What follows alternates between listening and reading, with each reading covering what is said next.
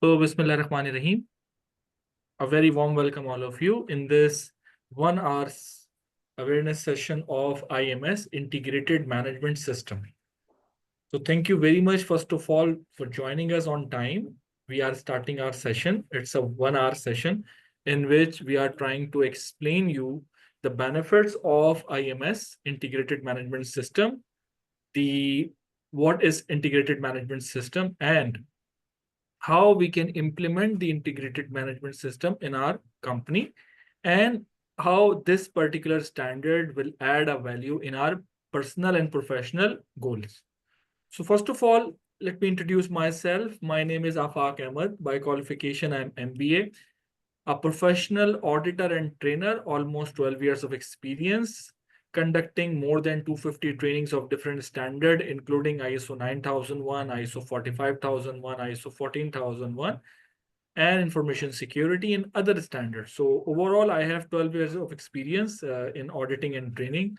Apart from auditing and training, I'm also a visiting faculty lecturer in different universities in Pakistan. So this is my small introduction, and I would like to request you all to please introduce yourself one by one so that I can understand who are with us.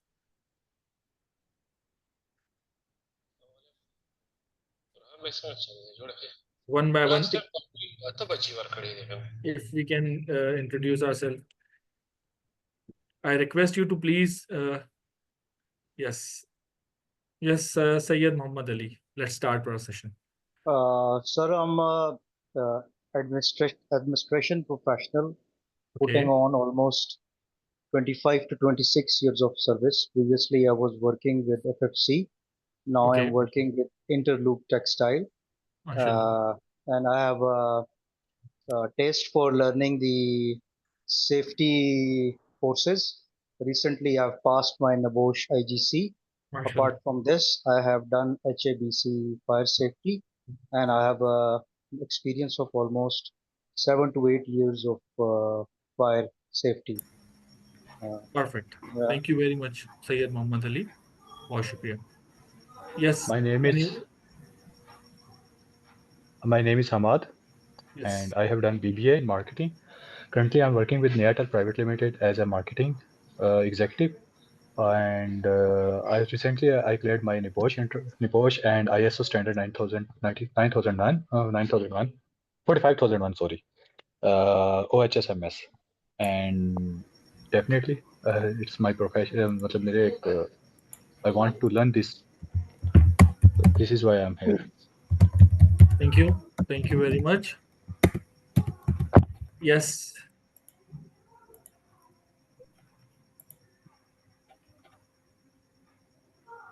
Next आप अपना introduction कराइए ताकि हमें पता चले कौन कौन हमारे साथ मौजूद है.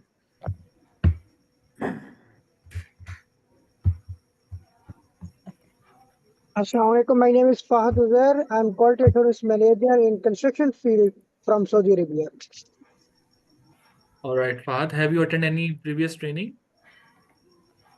Yes, I have ISO 17025, Okay. ISO 9001 2015, and another awareness certifications about ISO implementation. I already attended. Okay. Thank you. Thank you. Yes. Anyone else? Assalamualaikum. Walaikum assalam. Myself Ghulam Abbas. I am working as an architect engineer in Riyadh Metro project from 2015 to now. I have completed QMS 9001 2015 from your GSE department, and I want to learn more about you. For that reason, I'm here.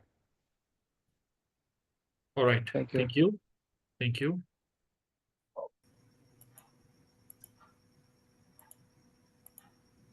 Yes. Anyone else? Myself, Mohammed Akmal from Saudi Arabia, working as a quality engineer in technology FMC. Now I joined the group. I want to learn more. Thank you. Okay. Thank you. Thank you. Assalamu alaikum. Walaikum My assalam. name is Umar Farooq, and I am from Abu Dhabi. and currently I'm working with CPAC, and my job title is HSC officer, and I have more than 6 years of experience in construction and oil and gas. Thank you. Thank you.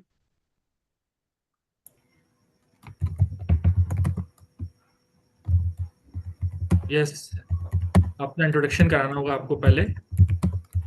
Assalamu alaikum. Yes. Walaikum Hello, assalam. my name is Mia Saad. I have just recently completed IGC NIBOSH, and I have ISO 9001, 45001, and 14001. I have about 4 years of experience with auditing, as well as over 10 years of experience with health and safety and environment. I also have an MSc in environment, health and safety from UK. Perfect. Thank you. Very warm welcome. Yes, next.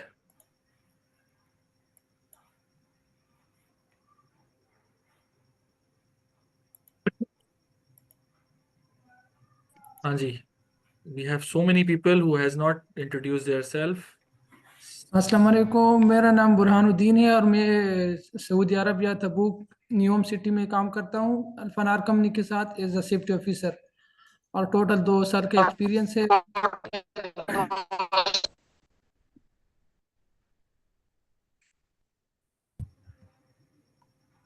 Thank you, Burhan. Thank you so much. Assalamu alaikum.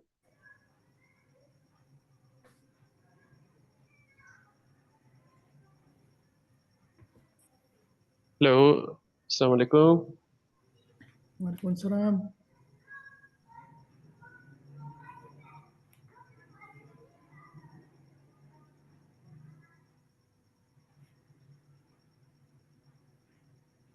You hear me, sir?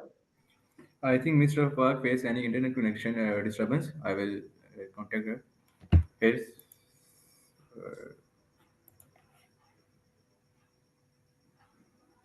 Assalamu alaikum.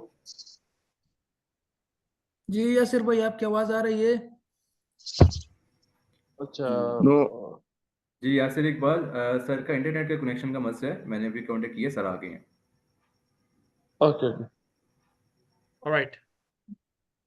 Yes, sorry. तो मेरी तरफ से थोड़ी सी discontinuity हो गई थी. Now I am back. Yes. कहाँ पे थे हम? कौन इंट्रोड्यूस करवा रहा था अपने आप को? सर मैं इंट्रोड्यूस करा रहा हूँ. जी, यासिर इकबाल साहब. Assalamu alaikum to all of you. My name is Yasir Iqbal, and I have 10 years of experience in as HSC. And currently, I'm working in Sohar Star Company in Sohar, especially in Sohar, which is the state of Oman. And I already did my NIBOSH IGC, and we already attend the ISO 45001 session, which is inshallah very soon will be conducting exam.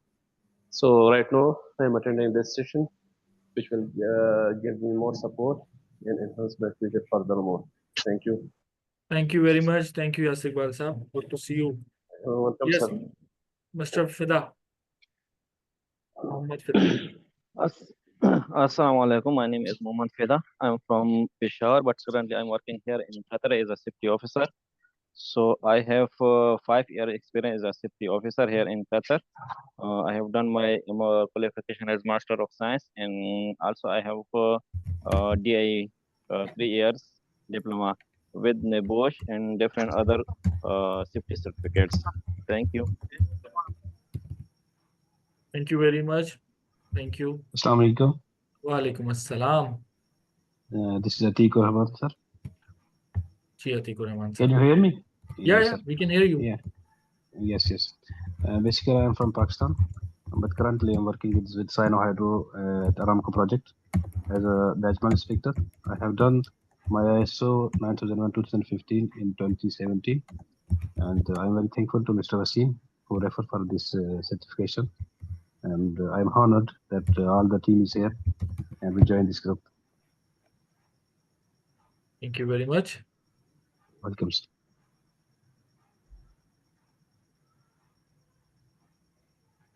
Perfect. Perfect. Yes. Anyone else?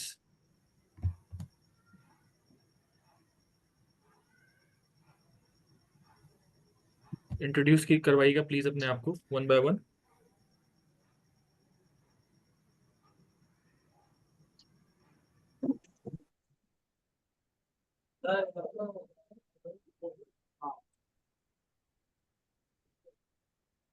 Yes, I request everyone who can open the camera can please open the camera. Yes, Umar Ahmed साहब आपका introduction हो गया? नहीं sir. अस्सलाम वालेकुम sir, मेरा नाम उमर अहमद है. मैं अबू धाबी में होता हूँ. मैं यहाँ पे as a soil testing laboratory में होता हूँ, डिप्टी टेक्निकल मैनेजर. और मेरा एक्सपीरियंस तकरीबन 16 ईयर्स का है. 2020 में मैंने ISO 17025 किया था और अभी 2025 में मैंने ISO 9001 किया है. माशाल्लाह, जबरदस्त जबरदस्त. Thank you. Thank you sir. तो यस, गुलाम अब्बास साहब आपका इंट्रोडक्शन हो गया? जी सर, बिल्कुल हो गया मेरा introduction. Thank you. Waseem Ahmed साहब. अस्सलामुअलैकुम, मेरा नाम वसीम अहमद है और मैं ऑलरेडी सऊदी अरब में काम कर रहा हूँ senior inspection engineer oil gas firm में. इसके अलावा मेरा क्वालिटी ऑडिट्स के हवाले से भी काफ़ी एक्सपीरियंस है. मैंने ये तीनों लीड ऑडिटर ISO 9001, 1400, 14001 में भी ऑलरेडी मैं कर चुका हूँ और इसके अलावा sigma yellow green belt certify हूँ. और इसके अलावा मेरी जो जॉब इंस्पेक्शन और क्वालिटी से रिलेटेड है. थैंक यू, बहुत बहुत शुक्रिया. सुलेमान साहब आपका इंट्रोडक्शन हो गया? नहीं सर, सर मेरा नाम मोहम्मद सलमान है.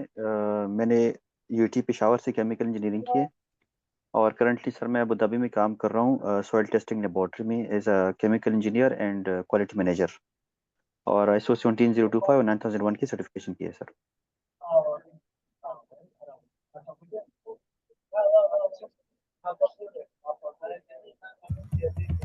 Thank you so much.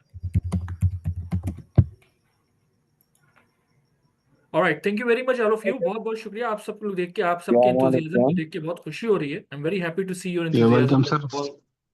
या please please.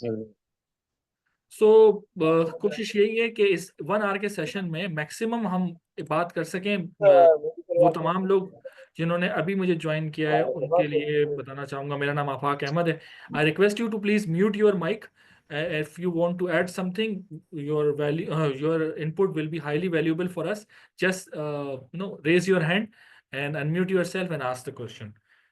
My name is Afaq Ahmed, and by qualification I'm MBA, an auditor and trainer, and certified trainer for ISO 9001, 14001, and 45001.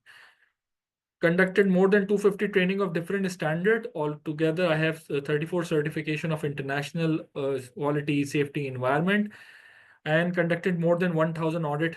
And in this industry since 2014, previously working with SGS Pakistan and Telenor Pakistan and Unilever Pakistan. So छोटी सी journey है जो कि quality, safety और environment से related है. आज भी पूरे पाकिस्तान में या पाकिस्तान से बाहर ऑडिट्स कर रहा होता हूँ, ट्रेनिंग्स करा रहा होता हूँ, जिसमें डिफरेंट एक्रेडिटेशंस की शामिल है. So let's start our session. आज का ये जो सेशन है ये थोड़ा सा इंटरैक्टिव सेशन जरूर है. कहीं भी ऐसा नहीं है कि मैं सिर्फ बोलता रहूंगा और आप सिर्फ सुनते रहेंगे. I hope language is not a problem for you. Even if you can, if anyone who is not understanding the Urdu, they can ask me. We can conduct this in English as well. Let me know what's your opinion on that. It's okay sir, bilingual जैसे भी आपको suit करते हो. No Perfect, no issues, sir. issues at You all. will continue on that. Perfect, no issues at all. So after the introduction, one of my favorite quote in front of you is, learning is not an spectator sports. If you want to learn something, so the next 45 minutes when I will be speaking, you need to be in the ground. You need to learn something. And if you have any question, you can write during the course and ask. In the last, we will be having a Q&A session in which you can ask as much as we can, and we will this awareness session is basically we arranged to provide you the best the best view of ISO standard, what is ISO standard and why ISO standard is important for our career growth. So this particular standard is basically related to quality, safety, environment. But tell me one thing, that What is ISO? Have you heard about ISO? Yes, it's an international standard organization. International Standard Organization. Yes, ISO is basically International Organization for Standardization. It's a standard making body which evaluates the need and expectation of industry throughout the world, and then they prepare the standard for us. काम Excuse ISO me, को sir. जो Excuse ISO me, का sir. This is Kashif, sir. जी काशिफ मोहम्मद साहब. Sir, I need 10 minutes. I will join back because they are prayer time. Okay. Sure, no problem. You can disconnect Not and you issue. can rejoin. No problem. Yeah. Okay. Thank you. So ISO का काम standard बनाना है, uniform standards का बनाना है. पूरी दुनिया में standards पूरी दुनिया में इंडस्ट्रियलाइजेशन का जब दौर स्टार्ट हुआ तो उसके बाद पूरी दुनिया ने ये फील किया कि पूरी दुनिया में स्टैंडर्ड्स अलग थे. आई मीन जब हम जापान में जाते थे तो वहां पर स्टैंडर्डाइजेशन एक ड्यूरेबिलिटी के तौर पे सामने आती थी. यानी आज भी जब भी हम whenever we will trying to buy any product, we will prefer to buy a product from Japan. Why? Because the durability. When we go towards European side, they work on the innovations. Then we come from Asian and other side, they are basically far behind the innovation and durability. So it was a need of the moment कि एक platform हो, एक ऐसा platform हो जहां पर हम organisations को ये बता सकें कि स्टैंडर्डाइजेशन के जरिए काम कैसे किया जा सकता है. तो 1947 में, यानी जिस साल पाकिस्तान वजूद में आया, same year there was a company, there was an NGO, you can say that, coming to being, and that is ISO, International Organization for Standardization. what ISO did? ISO ने एक प्लेटफॉर्म दिया पूरी दुनिया के प्रोफेशनल्स को कि वो वहां पर आए, बैठे, बात करें, एक दूसरे की इंडस्ट्री के बारे में समझें और यूनिफॉर्म स्टैंडर्ड्स को बनाएं. ये देखें कि किस तरीके से हम स्टैंडर्ड्स को बेहतर कर सकते हैं. और आज ISO के तकरीबन मोर देन 25,000 से ज्यादा स्टैंडर्ड्स हैं, गाइडलाइंस हैं. आज हर इंडस्ट्री में, हर एक्टिविटी से रिलेटेड ISO के स्टैंडर्ड्स हैं. देन वी हैव ISO के जो बहुत मशहूर स्टैंडर्ड है, इसमें ISO 9000 है, ISO 14000 है, ISO 45000 है. So let's start with 9000. And यहाँ पे मैं एक चीज आपको कंफर्म करना चाहूंगा या बताना चाहूंगा कि बेसिकली व्हाट इज 9000. सबसे पहले हमें ये देखना है कि 9000 क्या है, या ये नंबर्स कैसे दिए जा रहे होते हैं ISO में. नंबर्स इस सेंस में दिए जा रहे होते हैं कि ISO ने हर स्टैंडर्ड का एक पर्टिकुलर न्यूमेरिक नंबर दिया हुआ है. जैसे कि ISO 9000 for quality management system, ISO 14001 for environmental management system, and ISO 45001 for health and safety.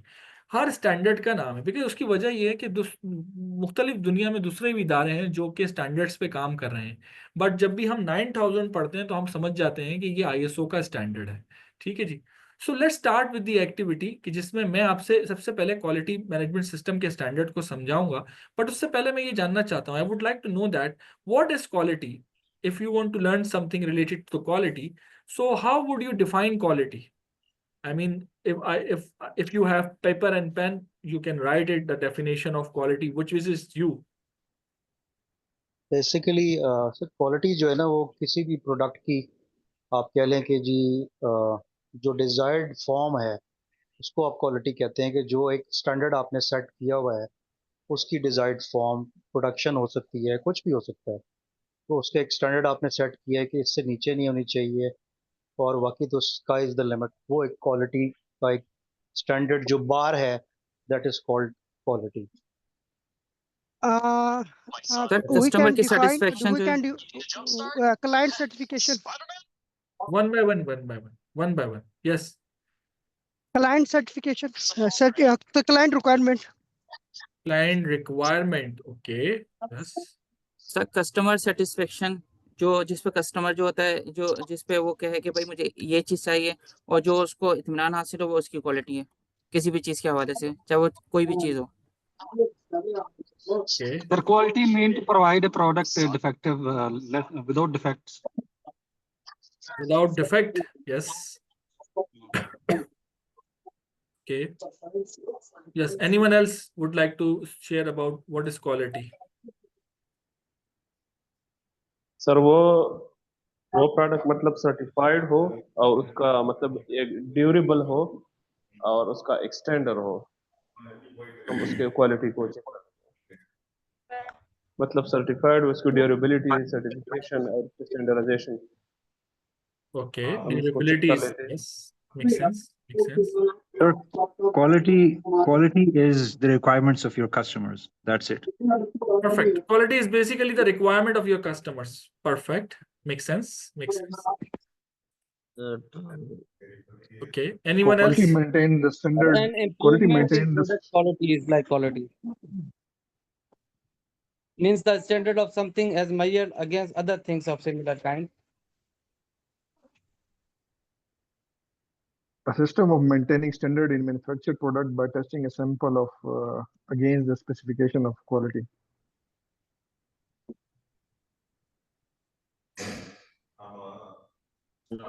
The quality is a characteristics of anything that make it valuable. That make it valuable. Perfect. Very good. Yes. Quality is can be defined What is quality, guys? to achieve the product as per the project, as per the specification of client.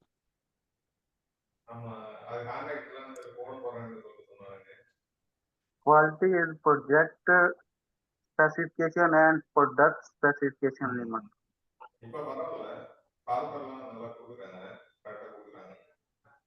Okay. Good.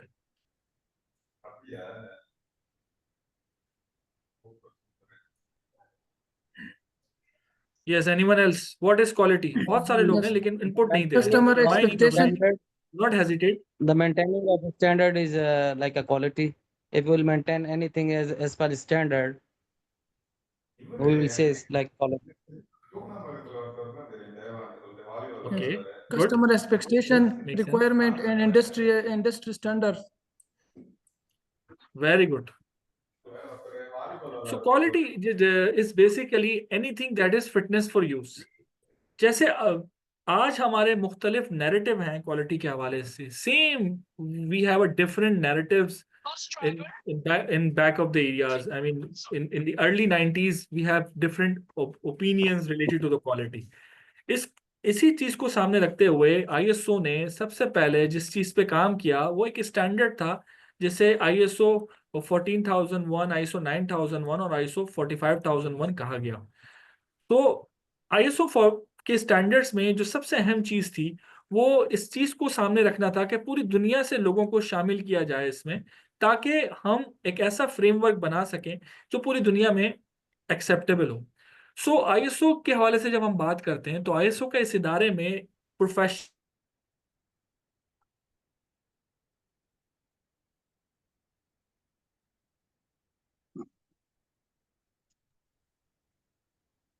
ISO standards आपकी जो worth है वो 140 countries में है.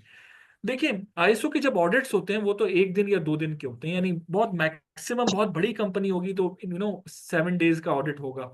But what about rest of the days?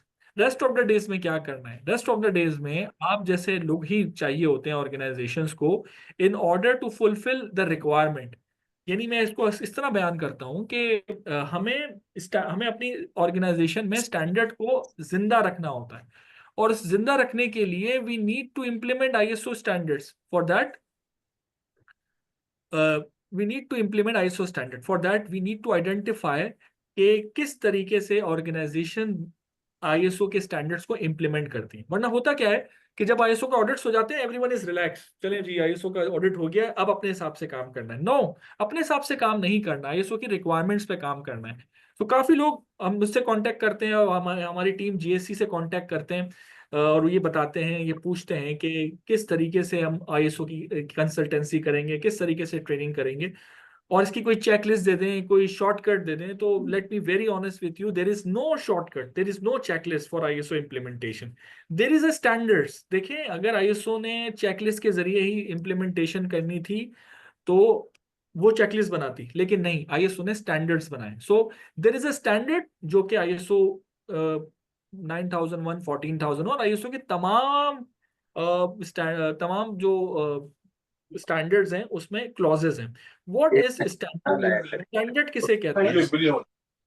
I request you guys once again to please mute yourself when you want to say anything। आप उस पर unmute कर लीजिएगा, वरना जो बाकी पार्टिसिपेंट हैं वो डिस्टर्ब होंगे इससे, ठीक है? या फिर आप ड्यूरिंग द कोर्स कोई सवाल करना चाह रहे हो तो चैट बॉक्स मौजूद है, हमारी टीम चैट बॉक्स देख रही है, आप वहां पर अपना सवाल लिख सकते हैं, ठीक है जी।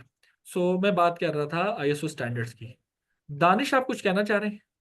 दानिश सिद्दीकी, आप you just raise your hand. Nasib Kurosa. Oh,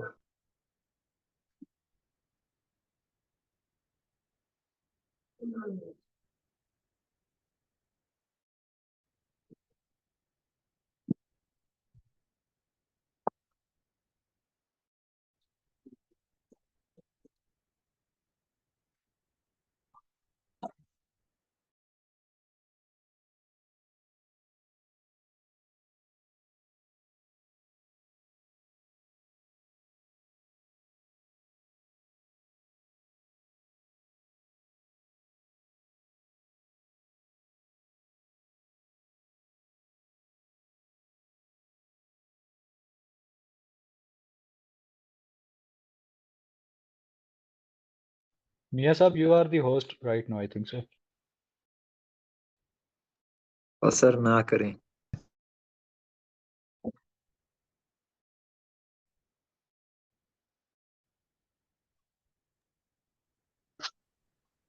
Mia sir, please carry on. Sir मैं sorry I guys, am in ऑब्जर्वेमेंट।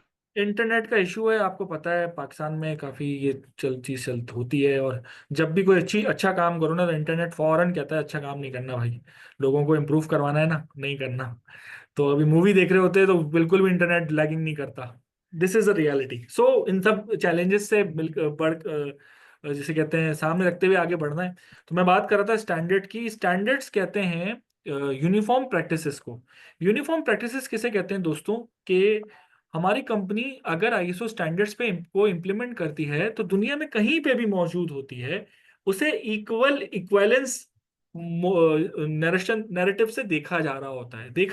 ये इंप्रेशन आता है कि if a company is apply ISO standard in their organisation, the company set some rules and regulations, किसी rule and regulation के तौर पे चल रही है। मैं आपको बता रहा था कि आपसे कुछ साल पहले आईएसओ के लिए इतनी ज्यादा ट्रेनिंग्स नहीं होती थी।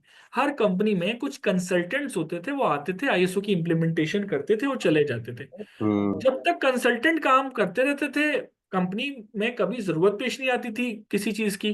Once consultant leave, management system demolish. Why? Because जो नॉलेज कंसल्टेंट्स की जिम्मेदारी थी कि वो देते, या तमाम लोगों की जिम्मेदारी थी, तो वो चीज नहीं हो पा रही थी। नाउ अब बहुत ज्यादा चेंजेस आ गए हैं। अब हर ऑर्गेनाइजेशन में लोगों ने अपनी प्रोफेशनल और पर्सनल ग्रोथ के लिए ट्रेनिंग्स कराना शुरू कर दी। बहुत अच्छे मुस्तनिद इदारे आ गए हैं जो कि अथेंटिक इदारे हैं, जो कि ट्रेनिंग एंड डेवलपमेंट की एक्टिविटीज करते हैं, और ताकि लोगों एम्पावर हो सकें। फिर ऑर्गेनाइजेशंस ने भी अब इनिशिएटिव लेना शुरू कर दिए हैं कि वो अपने लोगों को ट्रेनिंग्स कराएं। कमिंग बैक टूवर्ड्स द हाँ, तो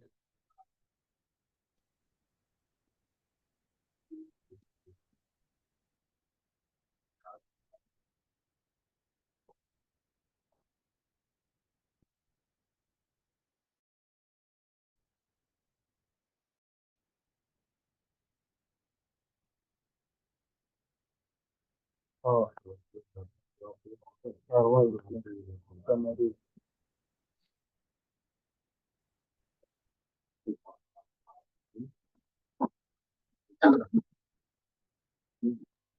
Mia Saab, Assalamualaikum, sir.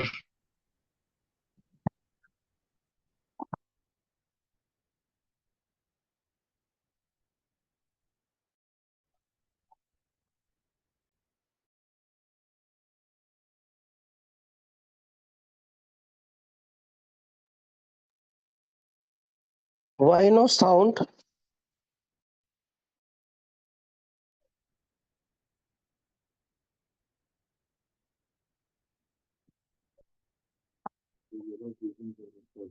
Mia Saab, what is 9001 said we? अभी सर बताएंगे ना आपको व्हाट इज 9000। सर प्लीज आप समझाना स्टार्ट करें यहाँ से, आई वुड सजेस्ट।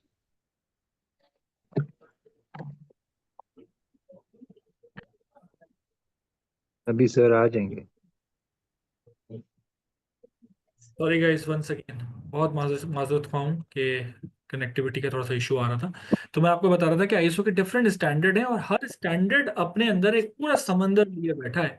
स्टैंडर्ड्स क्या हैं? यूनिफॉर्म प्रैक्टिसेस के तमाम companies following same practices in order to achieve the benefit of ISO from the ISO 9014 and 45। इस वक्त आईएसओ के तकरीबन 25,000 से ज़्यादा स्टैंडर्ड हैं। हर you can say that every organization does they have the ISO standards, और organization में ऐसे लोगों की ज़रूरत होती है जो कि ISO की नॉलेज को समझें, ISO की स्टैंडर्ड्स को समझें।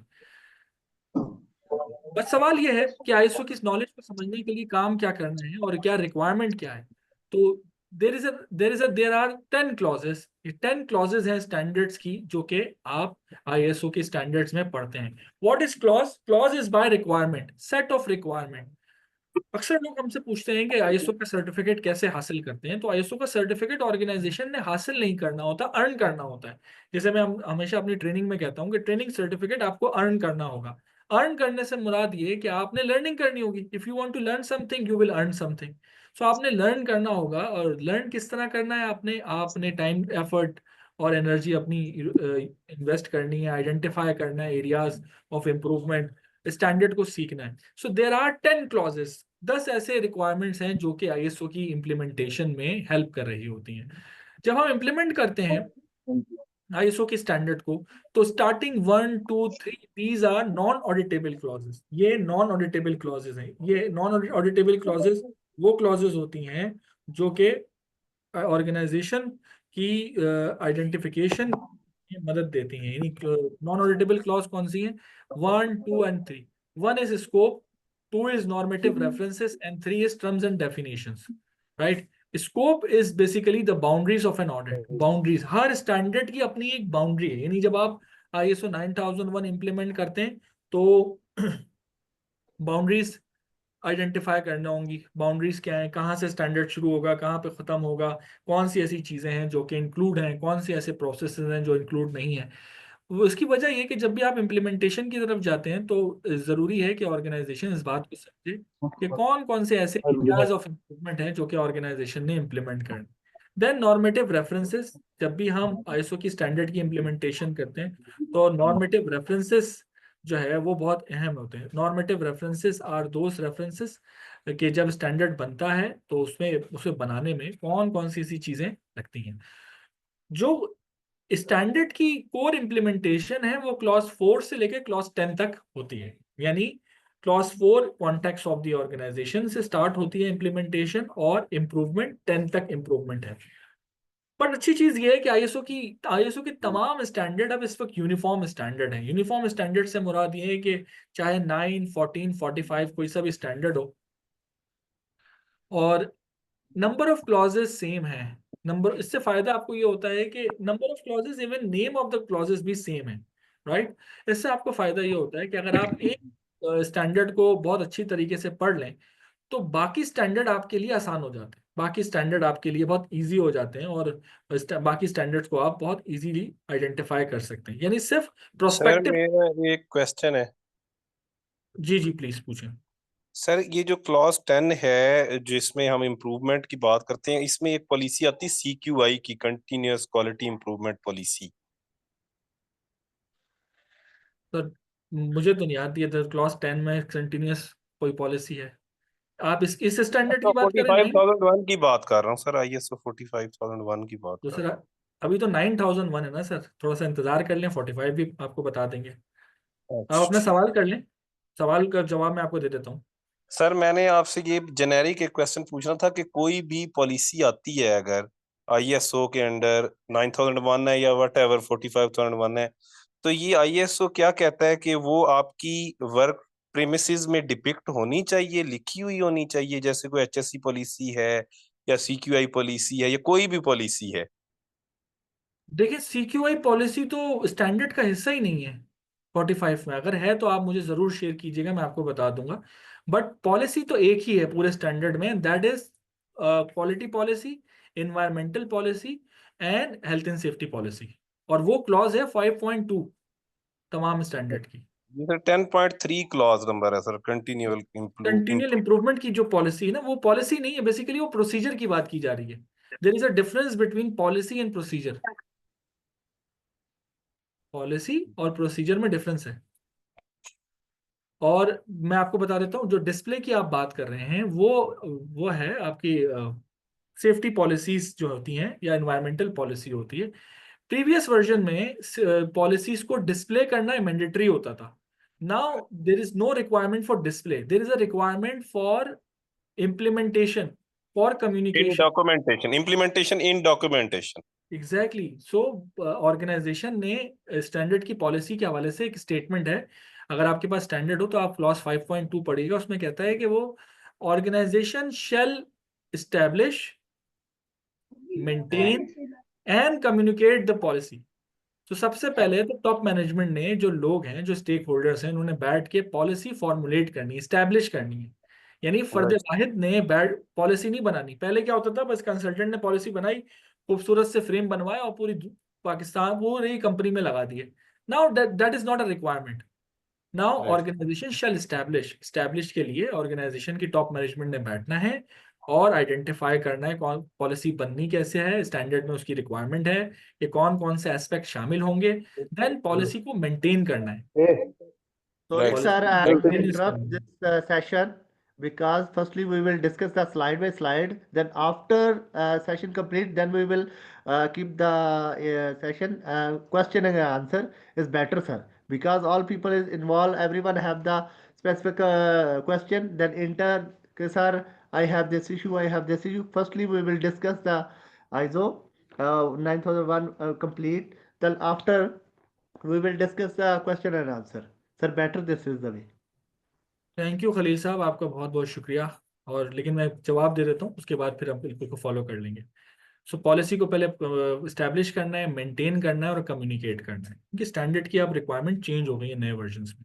आपके सवालात बिल्कुल काबिल एहतराम है, सवालात आपके बिल्कुल लेंगे, सवाल ज़रूर लिखें आप, और उसके बाद हम वन बाय वन करते हैं। फ्रेमवर्क हम डिस्कस कर रहे थे, स्टैंडर्ड 9, 14, 45 तीनों स्टैंडर्ड्स एक जैसे हैं। उसकी वजह ये थी कि लोगों की बहुत कंप्लेन थी पूरी दुनिया में कि स्टैंडर्ड, किसी स्टैंडर्ड में आईएसओ ने 8 क्लॉजेस रखी हैं, किसी में 12 रखी हैं, किसी में 10 है, किसी में 9 है। People are getting confused. Now नए जितने वर्जन है 9001 2015 के आने के बाद almost all standards are same. Why? Because it's a high level structure. High level structure means all structures are same.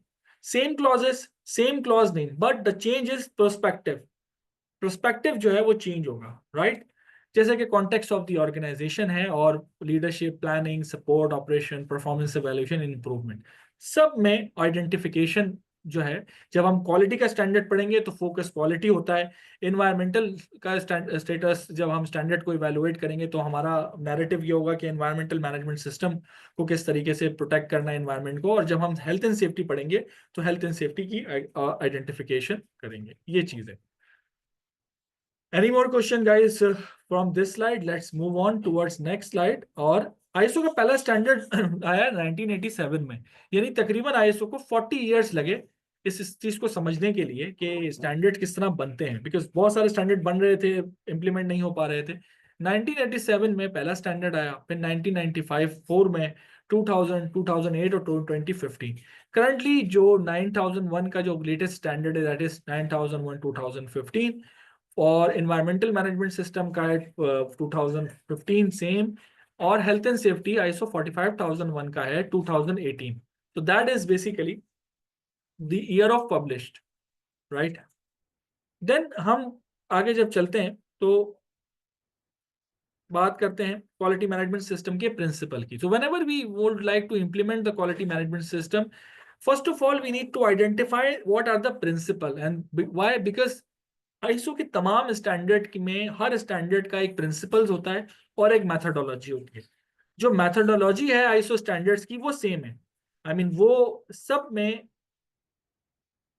PDCA cycle है, plan, do, check and act, right. But जो principles हैं वो सब में डिफरेंट है। Quality management system के 7 principal हैं, जिसे हम customer focus, leadership, engagement of people, process approach, improvement, evidence based decision making कहते हैं।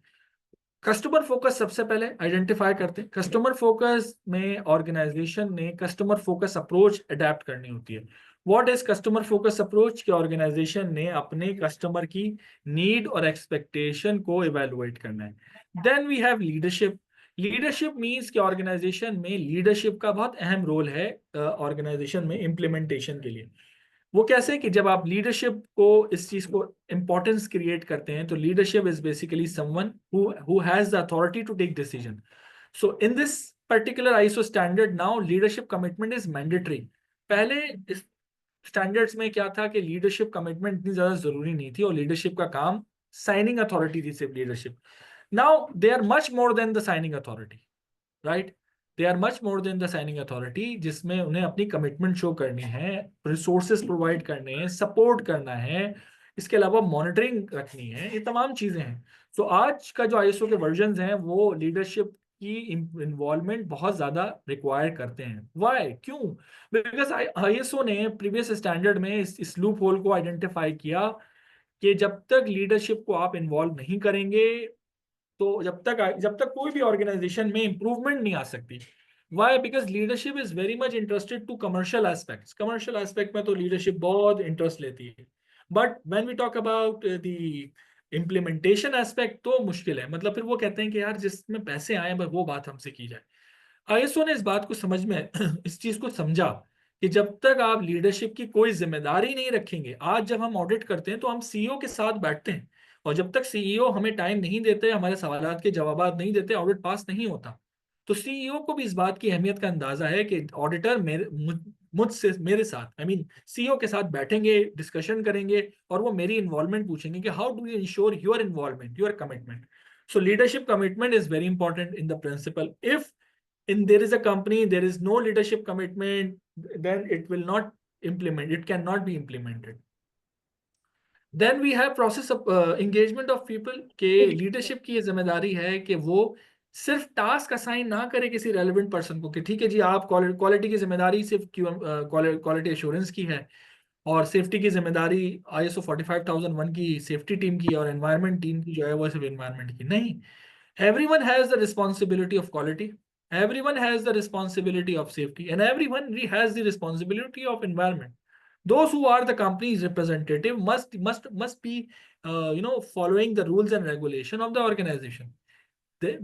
यहाँ पर स्टैंडर्ड QHSE पॉलिसी बना के लिए कहता है, या क्वालिटी में क्वालिटी पॉलिसी, और एनवायरनमेंट में एनवायरमेंटल पॉलिसी, और हेल्थ एंड सेफ्टी में हेल्थ एंड सेफ्टी की पॉलिसी को कहा जाता है। Then we have the process approach कि जिसमें प्रोसेस अप्रोच से मुराद है, और प्रोसेस किसे कहते हैं? किसी भी काम करने के तरीकाकार को प्रोसेस कहते हैं। Fundamental way to perform any activity is process. When we talk about process approach, it means आपकी तमाम processes, your all processes should be according to PDCA, plan, do, check and act, right. So PDCA approach is important. PDCA approach is very important for the implementation of ISO standards. All means all process. I mean, it's related to administration procedure, quality department, safety department, maintenance. जो department भी कोई काम कर रहा है वो PDCA के मुताबिक हो, यानी एक्टिविटी करने से पहले आपकी प्लानिंग हो। जैसे कि हम आपको छोटी सी मिसाल देता हूँ, आज का ये जो सेमिनार या वेबिनार हो रहा है, इसकी प्लानिंग हमारी टीम ईद से पहले से कर रही थी। रमजान से हम एक प्लानिंग कर रहे थे, आप सब को मुख्तलिफ तरीके से बताया गया, फ्लायर्स बनाए गए, प्रमोट किए गए फ्लायर्स को, और उसके बाद आज हम डू एक्टिविटी कर रहे हैं। आज डू एक्टिविटी क्यों कर रहे हैं? क्योंकि प्लानिंग एक्यूरेट थी। अल्हम्दुलिल्लाह 65 पार्टिसिपेंट हमारे साथ इस वक्त इस सेशन में ज्वाइन है। इट मीन्स कि प्लानिंग अच्छी हुई है। इट मीन्स कि प्लानिंग जो हमारी टीम चाह रही थी जिस प्लानिंग में, वो उसमें सक्सेसफुल रहे। देन अब मेरी जिम्मेदारी है डू करने की, यानी मैं उस प्लानिंग को एग्जीक्यूट कर रहा हूं कि हम आपको आईएसओ के स्टैंडर्ड्स के बारे में अवेयर कर रहे हैं। Then we have check part. कि जिसमें आप लोगों ने ये चेक करना है कि इधर दिस इंफॉर्मेशन, दिस स्टैंडर्ड और this training would be beneficial for us, for me और नॉट। आफ्टर दैट आपने एक्ट करना है कि आपने एडमिशन लेना है, आपने सर्टिफिकेशन लेनी है और आपने अपने करियर को ग्रूम करना है। So that is process based approach. आप देखें कि आप किस डिपार्टमेंट में, आप अगर एचआर में हैं तो एचआर के अपने प्रोसीजर होते हैं, आप अगर मेंटेनेंस में हैं, वेयर हाउस में हैं, सप्लाई चेन में हैं, all procedure should be SOP according to PDC. Then we have an improvement. For improvement, organization need to set a KPI. Organization need to set a KPI to where are the current performance indicators and where are we need to implement the management system. What is KPI? Key performance indicator. किसी भी चीज की performance को evaluate करने के लिए आपको KPI identify करना होता है. Just wait a minute.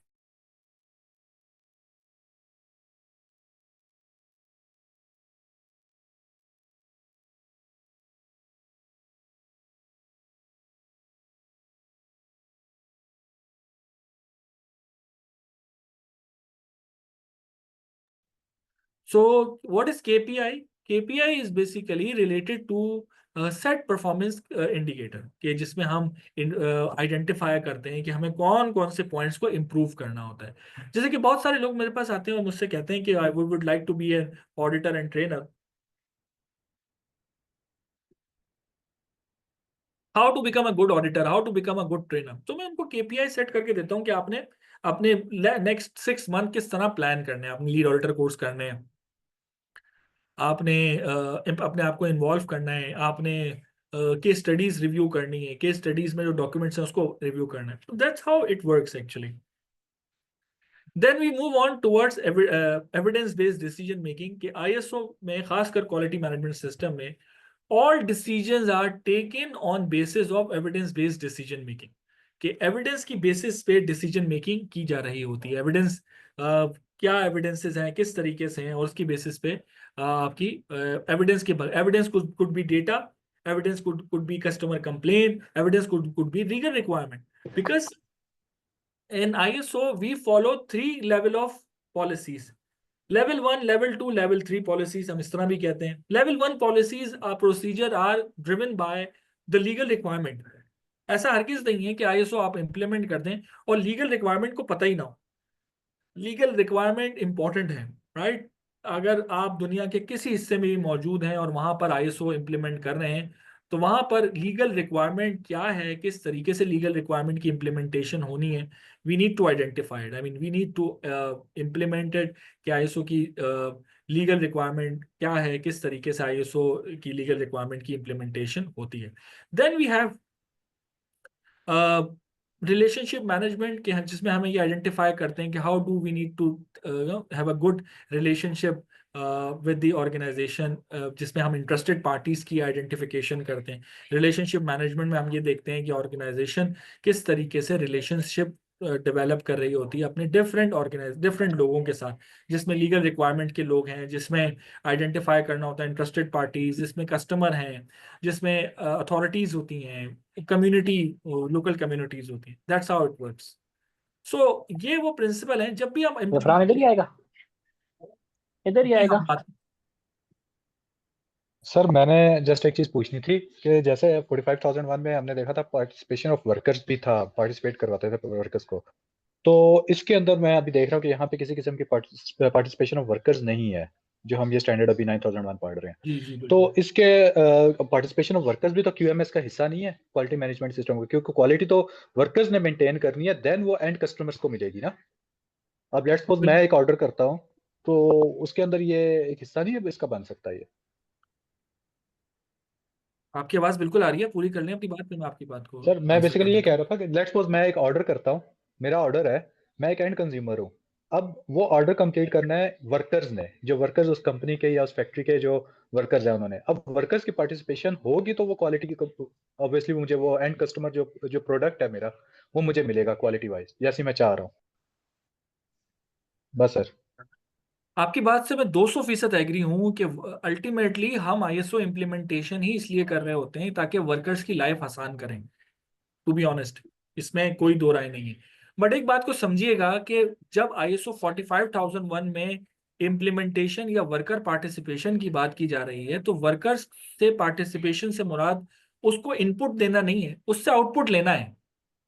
Worker participation health and safety में एक सेपरेट क्लॉज इसलिए है कि हेल्थ एंड सेफ्टी में उनका फीडबैक लेना बहुत जरूरी है, बट क्वालिटी में हम उनका फीडबैक इस तरह ले रहे होते हैं कि जब हम ऑर्गेनाइजेशन में पॉलिसी प्रोसीजर बनाते हैं, क्लॉज 8 जो ऑपरेशंस की है, ऑपरेशन प्लानिंग एंड कंट्रोल, वहां पर हम वर्कर्स के लिए या डाउन द लाइन जो लोग हैं उनके लिए प्रोसीजर बनाते हैं, तो वहां पर ये क्लॉज कवर हो रही होती है। बट वर्कर पार्टिसिपेशन को आईएसओ ने अभी तक एड्रेस नहीं, आईएसओ 9000 का हिस्सा नहीं है, बट हम डिफरेंट दूसरी क्लॉजेज में इस प्रोस्पेक्टिव को कवर जरूर कर रहे हैं, बट सेपरेट क्लॉज नहीं है। Separate clause health and safety में है, क्लॉज 5.4 वर्कर पार्टिसिपेशन, जिसमें हम वर्कर की पार्टिसिपेशन को इन्वॉल्व कर रहे होते हैं, और वर्कर की किस में, हेल्थ एंड सेफ्टी की प्रैक्टिसेस में। उसकी वजह यह है कि वहां पर अगर जरा सा भी आपसे वर्कर से ऊंच नीच हो जाती है, तो उसका अल्टीमेटली इम्पैक्ट किस पे आता है, वर्कर पे, उनकी हेल्थ पे, उनकी सेफ्टी पे, कंपनी की रेपुटेशन पे। तो दैट इज द रीजन हम वर्कर को पार्टिसिपेट करने के लिए डेलिबरेटली कोई इस तरह की एक्टिविटीज करते हैं। ये चीज है। Okay sir, got it, thank you. मे भी पॉसिबल कि आईएसओ, अच्छा अभी जब आईएसओ के नए स्टैंडर्ड आ रहे हैं, तो थोड़ी सी आउट ऑफ कॉन्टेक्स्ट में बहुत इंपॉर्टेंट बात शेयर करना चाहूंगा। अगेन दोबारा रिक्वेस्ट करूंगा कि म्यूट कर दें। अच्छा, तो मैं ये बता रहा था कि अब जो स्टैंडर्ड, अब जैसे कि वर्कर पार्टिसिपेशन है ना, अब इसका नया नाम आ गया, वर्कर वेलबींग। वर्कर वेलबींग, अब जब नए स्टैंडर्ड आ रहे हैं ना, उसमें वर्कर वेलबींग का जिक्र जरूर किया गया है। उसकी वजह क्या है, कुछ कहना चाह रहे हैं? सर मेरे ख्याल में आई थिंक सो जो वर्कर वेलबींग की आप बात कर रहे हैं ना, ये राणा साहब का जो क्वेश्चन था ना, तो मुझे ये लगता है कि बेसिकली जो ये कंसेप्ट आया है, ये तो वर्कर कंसल्टेशन और पार्टिसिपेशन की बात इसलिए होती है 45,001 में, क्योंकि जो सेफ्टी होती है बेसिकली बिहेवियर बेस्ड होती है, बिहेवियर से ही स्टार्ट होती है, तो वो वर्कर का बिहेवियर बहुत जो है ना काउंट होता है वहाँ। बिल्कुल सही कह रहे हैं। बट ऑर्गेनाइजेशन ने वर्कर वेलबींग पर काम करना है, ये नए स्टैंडर्ड्स में बात की जा रही है अक्सर। तो अब नए जब स्टैंडर्ड्स होंगे, उसमें आप देखेंगे कि वर्कर वेलबींग पे जो 2026-27 में क्वालिटी का स्टैंडर्ड आ रहा है, उसमें भी वर्कर वेलबींग की बात की जा रही है। अच्छा, अब हम बहुत इंपॉर्टेंट क्लॉज की तरफ आते हैं कि स्टैंडर्ड्स को पढ़ना कैसे है, कि स्टैंडर्ड क्या पूरा इंप्लीमेंट होगा। तो उसके लिए बहुत आसान तरीकाकार है कि whenever you evaluate the standard of ISO, अगर आप स्टैंडर्ड पढ़ते हैं आईएसओ का और उसमें शेल वर्ड आता है, SHALL शेल, तो shall it means a mandatory requirement. Shall means mandatory requirements, either 9001, 14, 45, 27,001, 50,001, you name it. Standard ने इटसेल्फ अपने आप को बहुत इजी कर लिया। तो जब ऑर्गेनाइजेशन कहती हैं कि आप स्टैंडर्ड भेज दें हमें, और मैं उनको स्टैंडर्ड देता हूं, वो इम्प्लीमेंटेशन करती हैं, तो वो मुझसे पूछती हैं, ये तो 23 पेजेस, 28 पेज, 30-40 पेजेस के स्टैंडर्ड्स हैं, हम किस तरह इंप्लीमेंट करेंगे। मैं उनको हमेशा कहता हूं कि भाई आप पढ़ें इसको, और जिस क्लॉज में लिखा है शेल, वो क्लॉज मैंडेटरी है, यानी मैं आसान लफ्जों में, पेपर इसका आउट है। यानी ऑडिटर आकर आपसे वो सवालात नहीं करेगा जिसके हवाले से आपको पता ही ना हो। ऑडिटर आकर आपसे शेल क्लॉजेस की बात करनी है। इससे पहले मैं बात कर रहा था 3 लेवल ऑफ पॉलिसीज की, वो पूरी कर लेता हूँ।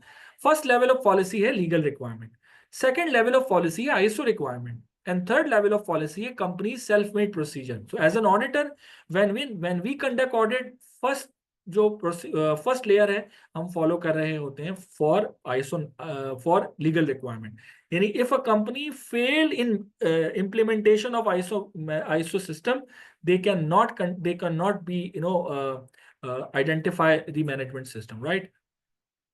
So shell clauses है मैंडेटरी क्लॉज, कि शेल क्लॉजेस अगर आ जाए, इसका मतलब है कि मैंडेटरी है, ये चीज आपकी इम्प्लीमेंटेशन इसकी मैंडेटरी है।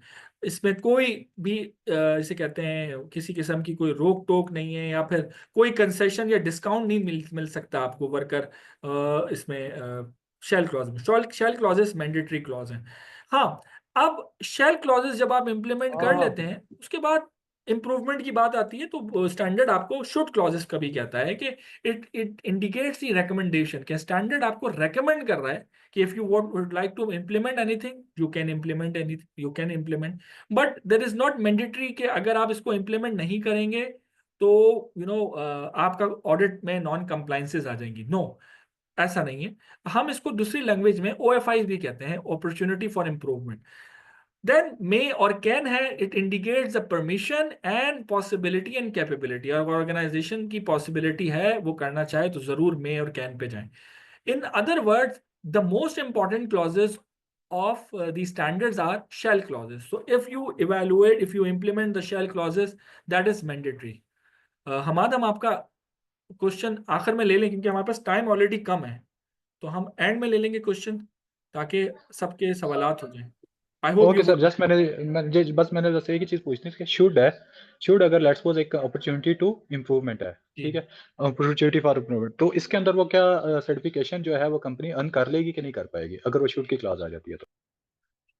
शुड की क्लॉज अगर वो इम्प्लीमेंट नहीं करेगी, ये पूछना चाह रहे हैं सर? लेट्स सपोज वो शुड आ गया, आपने हाँ जैसे जी। हमने सर्टिफिकेट कर रहे थे, शुड हम शैल तो हो गया कि लीगल रिक्वायरमेंट है, ये तो आप फुलफिल करनी अगर ये नहीं होती तो नहीं वो नहीं, कंपनी कोई भी अर्न नहीं कर पाएगी certificate. Let me clear one thing, legal requirement नहीं है। लीगल रिक्वायरमेंट तो वही है जो गवर्नमेंट की तरफ से, देखें वो समझें इस बात को कि स्टैंडर्ड ने एक बिल्कुल एक ओपन एरिया छोड़ दिया लीगल रिक्वायरमेंट के लिए। उसकी वजह ये इंटरनेशनल स्टैंडर्ड है। अगर मैं अबू धाबी की एडनॉक पे इंप्लीमेंट करूंगा तो वहाँ एडनॉक सबसे पहले अबू धाबी के जो लीगल रिक्वायरमेंट है उसको फुलफिल करेगा, ठीक है। शेल रिक्वायरमेंट स्टैंडर्ड की मैंडेटरी क्लॉजेज हैं, क्लियर, स्टैंडर्ड की मैंडेटरी क्लॉजेज हैं। If a company will not fulfil shall requirement तो आपका ऑडिट पास नहीं हो पाएगा, ठीक है। शुड अगर आप करते हैं, अप्लाई करते हैं तो बहुत अच्छी बात है, नहीं करते तो इसका कोई हार्मफुल इफेक्ट नहीं है स्टैंडर्ड सर्टिफिकेशन में, सर्टिफिकेशन अर्न हो सकती है, ठीक है। Okay sir, got it, thank you. इसकी छोटी सी मिसाल देता हूँ। आप यकीन करें कि अभी रिसेंटली मैंने ईद से रमज़ान में मैंने एक जगह पे एक असेसमेंट किया था, I can not quote the name as an auditor. आज भी पाकिस्तान और इवन पाकिस्तान से बाहर भी, इवन मैं अभी उस दिन यूएस के क्लाइंट, अभी 2 महीने पहले यूएस के क्लाइंट पे एक ऑडिट कर रहा था ऑनलाइन। आज भी लोग ISO के स्टैंडर्ड की तमाम रिक्वायरमेंट को फिजिकल डॉक्यूमेंट्स में रखते हैं। यानी आज भी हम जाते हैं तो हमें मीटिंग रूम में बिठाते हैं और बहुत सारी फाइल्स आ जाती हैं हमारे सामने और हम फाइल्स को देख कर ऑडिट कर रहे होते हैं। फाइल में प्रोसीजर्स लगे होते हैं खूबसूरत खूबसूरत, लेकिन हम मजीद ऑडिट में मैं हमेशा उनको OFI देता हूं कि प्लीज इस पेपर बेस्ड एनवायरनमेंट को खत्म करें, पेपरलेस एनवायरनमेंट लेकर आएं। ये तमाम चीजें PDF में हमें दिखाएं, इसकी इंप्लीमेंटेशन दिखाएं। We are not here to evaluate the printouts. We are here to evaluate the implementation. But मेरे हाथ कहाँ बंधे हुए हैं कि स्टैंडर्ड में डिजिटल डॉक्यूमेंटेशन के हवाले से अभी फिलहाल कोई क्लॉज नहीं है। वंस स्टैंडर्ड ने कह दिया कि organisation shall maintain, establish and maintain all document digitally, देन मैं उस पर नॉन कंप्लाइंस दूंगा, क्लियर। तो हम कहते रहते हैं, ऑर्गेनाइजेशन को मोटिवेट करते रहते हैं कि देखें PDF करें, देखें कोई शेयर ड्राइव पे रखें, कोई वन ड्राइव पे रखें ताकि ये हैपहैज़र्ड्स से बचें, क्लियर। सर आई आप होप आप फ्लोर पे जाके, एडिटर जो होता है वो फ्लोर पे जाके एक्टिविटीज चेक नहीं करता कि जो उसने पेपर डॉक्यूमेंटेशन चेक की है वो जाके फ्लोर पे चेक नहीं करता? मैंडेटरी तौर पे चेक करता है, क्यों नहीं चेक करेगा, साइट विजिट में चेक करेगा वो, जी सर, ठीक है। मैंडेटरी है। ऑडिट्स जब हम करते हैं, ऑडिट की एक अलग, आई रिक्वेस्ट माय टीम के वो ऑडिटिंग पे एक सेमिनार रखें। ऑडिट्स की तो एक अलग प्रोटोकॉल्स हैं, अभी तो हम सिर्फ ISO स्टैंडर्ड के प्रोटोकॉल पढ़ रहे हैं। There are 2 kind of things जो कि हम ISO में इम्प्लीमेंटेशन करते हैं। Number 1 documents, number 2 records. Documents are that data sheet which contain your data related to editable data, live data, and records are your previous data, which is you can say that legal requirement. और जब आप documents को, जब आप SOP, documents are all your SOP, and when you implement that SOP, that converts into record. Every document which convert into record. So standard में अगर लिखा हुआ आ रहा है shall maintain, it means आपने उस clause में जो requirement है उसका डेटा मेंटेन करना है, and that is document. अगर स्टैंडर्ड में लिखा हुआ आ रहा है शेल रिटेन, इट मींस कि रिकॉर्ड बनाना है, आपने रिकॉर्ड मेंटेन करना है, क्लियर। ये बहुत क्लियर सी बात है, shall maintain, shall retain, right. So shall maintain means documents, shall retain means record. Now organization standard ने कहीं ये नहीं किया रखा कि आपने 3 साल का डेटा रखना है, 5 साल का रखना है या 25 साल का रखना है। ऑर्गेनाइजेशन ने अपने स्कोप ऑफ वर्क को सामने रखते हुए खुद ये डिसाइड करना है। जैसे कि जब हम बैंक्स का ऑडिट करते हैं, वो कहते हैं हम 25 साल का डेटा रखते हैं, we don't have any issue. अगर कुछ ऑर्गेनाइजेशंस हैं वो ये कहते हैं 3 साल का डेटा रखते हैं, रिटेंशन पीरियड 3 इयर्स का होगा, तो we don't have any issue. This is entirely depend upon organisation, right. अब हम बात करते हैं जरा एक दूसरे स्टैंडर्ड की, जो कि है ISO 45001। 45001 प्रीवियसली कॉल्ड OSHAS 18001, एक ब्रिटिश स्टैंडर्ड था। OSHAS 18001 2007, ये वो स्टैंडर्ड था जिस पर काफी कंपनीज हेल्थ एंड सेफ्टी पे सर्टिफाइड थी। 2019 में ISO के अम्ब्रेला में आ जाता है हेल्थ एंड सेफ्टी का स्टैंडर्ड, और इसको नंबर मिलता है 45001। सो आज भी यहाँ पे भी आप लिखा हुआ देखेंगे 45001, it means it is related to the health and safety. What are the health and what is safety?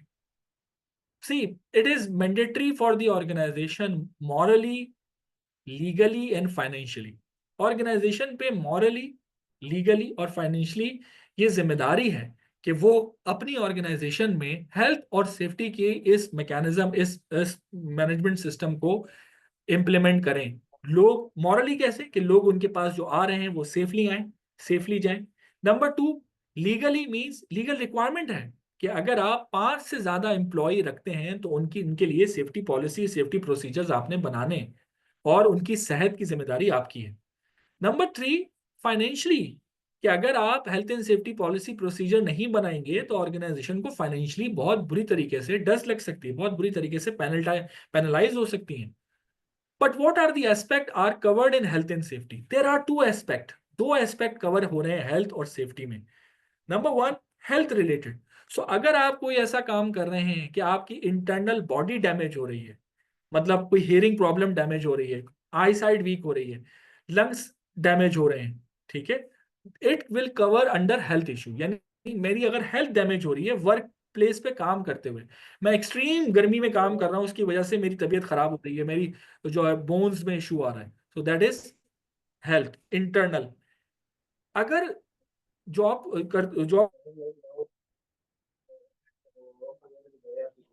कोई भी फिजिकल पार्ट आपका डैमेज होता है, that will cover safety aspect. So health and safety both are aspect in covered in the ISO, right? So either health issues, either safety issues, both issues are included in ISO management system, right? ISO 45001. ISO 45001 की implementation की principles क्या हैं? Number 1, safety of a person should not be compromised. के organisation में मौजूद कोई एक भी एम्प्लॉय की सेफ्टी, फिजिकल इधर हेल्थ, वो कॉम्प्रोमाइज ना हो। Safety of equipment should not be compromise, के जो इक्विपमेंट की सेफ्टी है वो कॉम्प्रोमाइज ना हो। Number 3, goodwill of the company should not be compromise. आपको पता है जहां भी कोई भी इंसिडेंट या एक्सीडेंट होता है या होगा, वहां पे अनफॉर्चुनेटली ये इशू आता है कि सेफ्टी के एलिमेंट्स या मैनेजमेंट सिस्टम में ये बहुत खतरनाक इशू आता है कि कंपनीज बैन होना शुरू हो जाती हैं, और जब तक उन्हें काम करने की इजाजत नहीं दी जाती,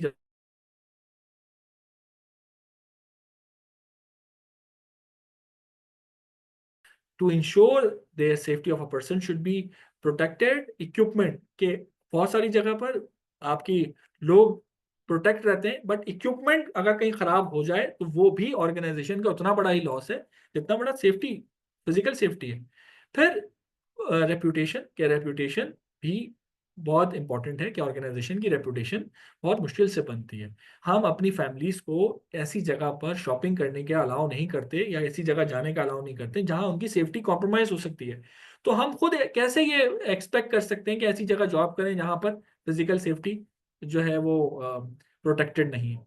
अगेन अगर हम बात करें स्टैंडर्ड की, तो ISO 45001 में भी 10 क्लॉजेज हैं, सेम क्लॉजेज हैं, जिसमें क्लॉज 4 से लेकर क्लॉज 10 तक सेम ही रिक्वायरमेंट है। Then we have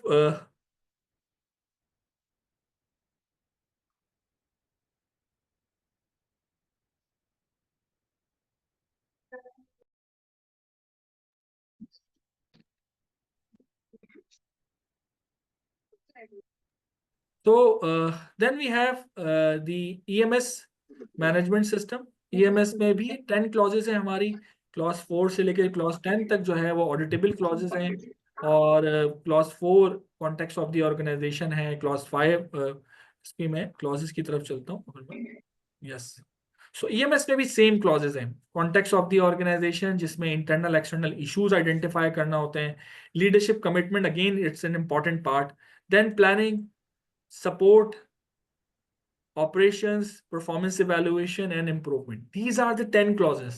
So ये 10 clauses हैं जो कि clause by clause हम देख रहे होते हैं कि standard की कौन कौन सी important clauses हैं जो उस पर organizations काम कर रही होती हैं। What are the benefits? Benefits क्या हैं standard के? Benefits ये हैं कि जब भी आप ISO के standard either 9, 14, 45 को implement करते हैं, आपका स्कोप उन तमाम कंपनीज में ओपन हो जाता है जो कि ये जहां पर ये सर्टिफिकेशन है, यानी आप हर उस कंपनी में अप्लाई कर सकते हैं जहां पर ऑर्गेनाइजेशन ISO 45001 की इम्प्लीमेंटेशन, 9001 की इम्प्लीमेंटेशन हो रही हो, because organisation required these people, those people who are certified. Certification के लोग आजकल बहुत इंपॉर्टेंट हैं। अगर आप सर्टिफिकेशन नहीं है तो फिर इंडस्ट्री में बहुत जल्दी आप ऑब्सोलीट हो सकते हैं, and no one would like to be obsolete, no one would like to be replaced. So ISO standard यहाँ आपके बहुत इंपॉर्टेंट आपके करियर में एक जैसे कहते हैं एक एज दे सकता है कि आपके पास अगर किसी भी डिसिप्लिन में डिग्री हो, ISO की स्टैंडर्ड्स की इम्प्लीमेंटेशन या उसकी सर्टिफिकेशन के बाद आप हेल्प कर सकते हैं ऑर्गेनाइजेशन में कंसल्टेंसी की, इम्प्लीमेंटेशन की, ट्रेनिंग की, या आप अपनी करियर को एज अ प्रोफेशनल ऑडिटर भी परस्यू कर सकते हैं। So now we are taking feedback from all of you. आप अपना फीडबैक जरूर दे दें।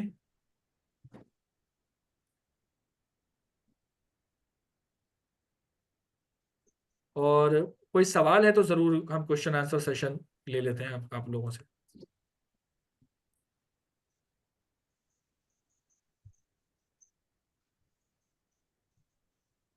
सर बहुत शुक्रिया आपका। मुझे तो सर इसमें नहीं था 45,001 का, क्योंकि मेरा हेल्थ एनवायरनमेंट का नहीं था, मेरा ज़्यादातर टेक्निकल ऑपरेशन का था, और क्वालिटी मैनेजमेंट का मैंने किया था ISO 9001। तो मुझे कम से कम थोड़ा सा आइडिया हो गया कि 45,000 में बेसिकली है क्या चीज़। देखिए, मैं to be honest, thank you very much Umar, बहुत शुक्रिया आपके फीडबैक का। मैं टू बी ऑनेस्ट तमाम प्रोफेशनल्स को इस वक्त ये कहता हूं कि आपका पैकेज कंप्लीट होना चाहिए। पैकेज कंप्लीट होने से मुराद ये आपके पास 9, 14, 45 की इम्प्लीमेंटेशन क्या सर्टिफिकेशन होनी चाहिए। अगर आपने अपने आप को, करियर को देखते हैं कि आप ग्लोबल लेवल पर या पूरी दुनिया में आपकी CV को एक वेटेज दिया जाए। वाई? बिकॉज कंपनी इस वक्त हायर करती है मल्टीटास्किंग लोगों को। मल्टीटास्किंग बोलना बहुत आसान है, मगर क्या मल्टीटास्किंग होने के लिए आपके पास मल्टीपल सर्टिफिकेशन है? क्या मल्टीपल काम है? मैं तो, आप मुझे कहें जहाज चला लो, मैं चला लूंगा, लेकिन जहाज का क्या हाल होगा आप सोच सकते होंगे। और जब तक मेरे पास उसकी प्रोफेशनल डिग्री नहीं होगी, मैं कितना भी अच्छा उनको कन्विंस कर लूं, they will not allow me to fulfill the requirement. So in order to fulfill the requirement, you must have 9, 14, 45 certification आपके पास लाजमी होनी चाहिए, ताकि आप देखें, मैं आज पाकिस्तान में हूँ, कल सऊदी अरब में होऊंगा, परसों कहीं किसी और कंट्री में होगा। क्यों? उसकी वजह ये कि जो मेरे पास अल्टीमेटली सर्टिफिकेशन है उसकी वर्थ पूरी दुनिया में। That's how it works. Thank you. हाँ जी, नेक्स्ट क्वेश्चन। सर ये NCs का बता दें, कंफर्मिटीज, नॉन कंफर्मिटीज, इनका बता दें थोड़ा सा। आवाज कट गई सर आपकी। सर मैंने कहा NCs का बता दें, NCs का, कंफर्मिटीज, नॉन कंफर्मिटीज, इसका थोड़ा सा इसके ऊपर सर बता दें ब्रीफ। देखें, there are two kind of non conformities, partial minor non-compliance and major non-compliance. Minor non-compliance are non-compliance related to partial. जब भी आप किसी क्लॉज को इनकम्प्लीट इंप्लीमेंट करते हैं वो पार्शियल नॉन कंप्लायंस होती है। ठीक है, पार्शियल नॉन कंप्लायंस से मुराद ये कि आपने एसओपी बना लिया, इंप्लीमेंट नहीं किया, माइनर है। लेकिन आपने एसओपी नहीं बनाया, आपको आपसे कोई चीज, फॉर एग्जांपल इंटरनल ऑडिट का प्रोसीजर बनाना है, प्रोसीजर ही नहीं बनाया, so any non compliance, completely non compliance related to legal, कोई लीगल रिक्वायरमेंट थी आपने करवाई नहीं, ठीक है, कोई लीगल रिक्वायरमेंट थी आपने, आप ऑर्डर को कह रहे हैं अच्छा ये करवाना है मुझे, तो हमें तो नहीं पता, तो ये चीज है। एक Yes.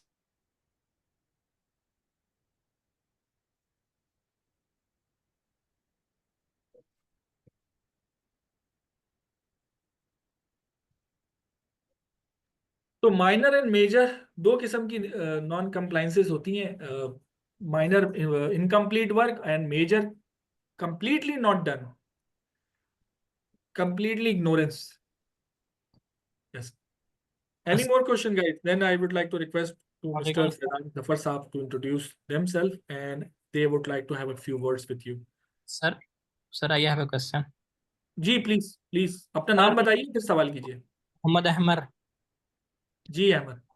सर बेसिकली जब हम सेफ्टी की जॉब्स पे अप्लाई करते हैं ना, तो अब लाइक हम फ्रेशर हैं, लाइक सर्टिफिकेशन की होती है, तो वहाँ पे वो 3 ईयर 4 ईयर का एक्सपीरियंस मांग रहे हो, तो ऑलमोस्ट जितनी भी सेफ्टी की जॉब आ रही है 90% यही है, 95%, तो उसको हम कैसे टैकल करें? टैकल यही करें कि आप एक्सपीरियंस हासिल करें। एक्सपीरियंस कोई सर अपॉर्चुनिटी नहीं देता, कहाँ से एक्सपीरियंस लें?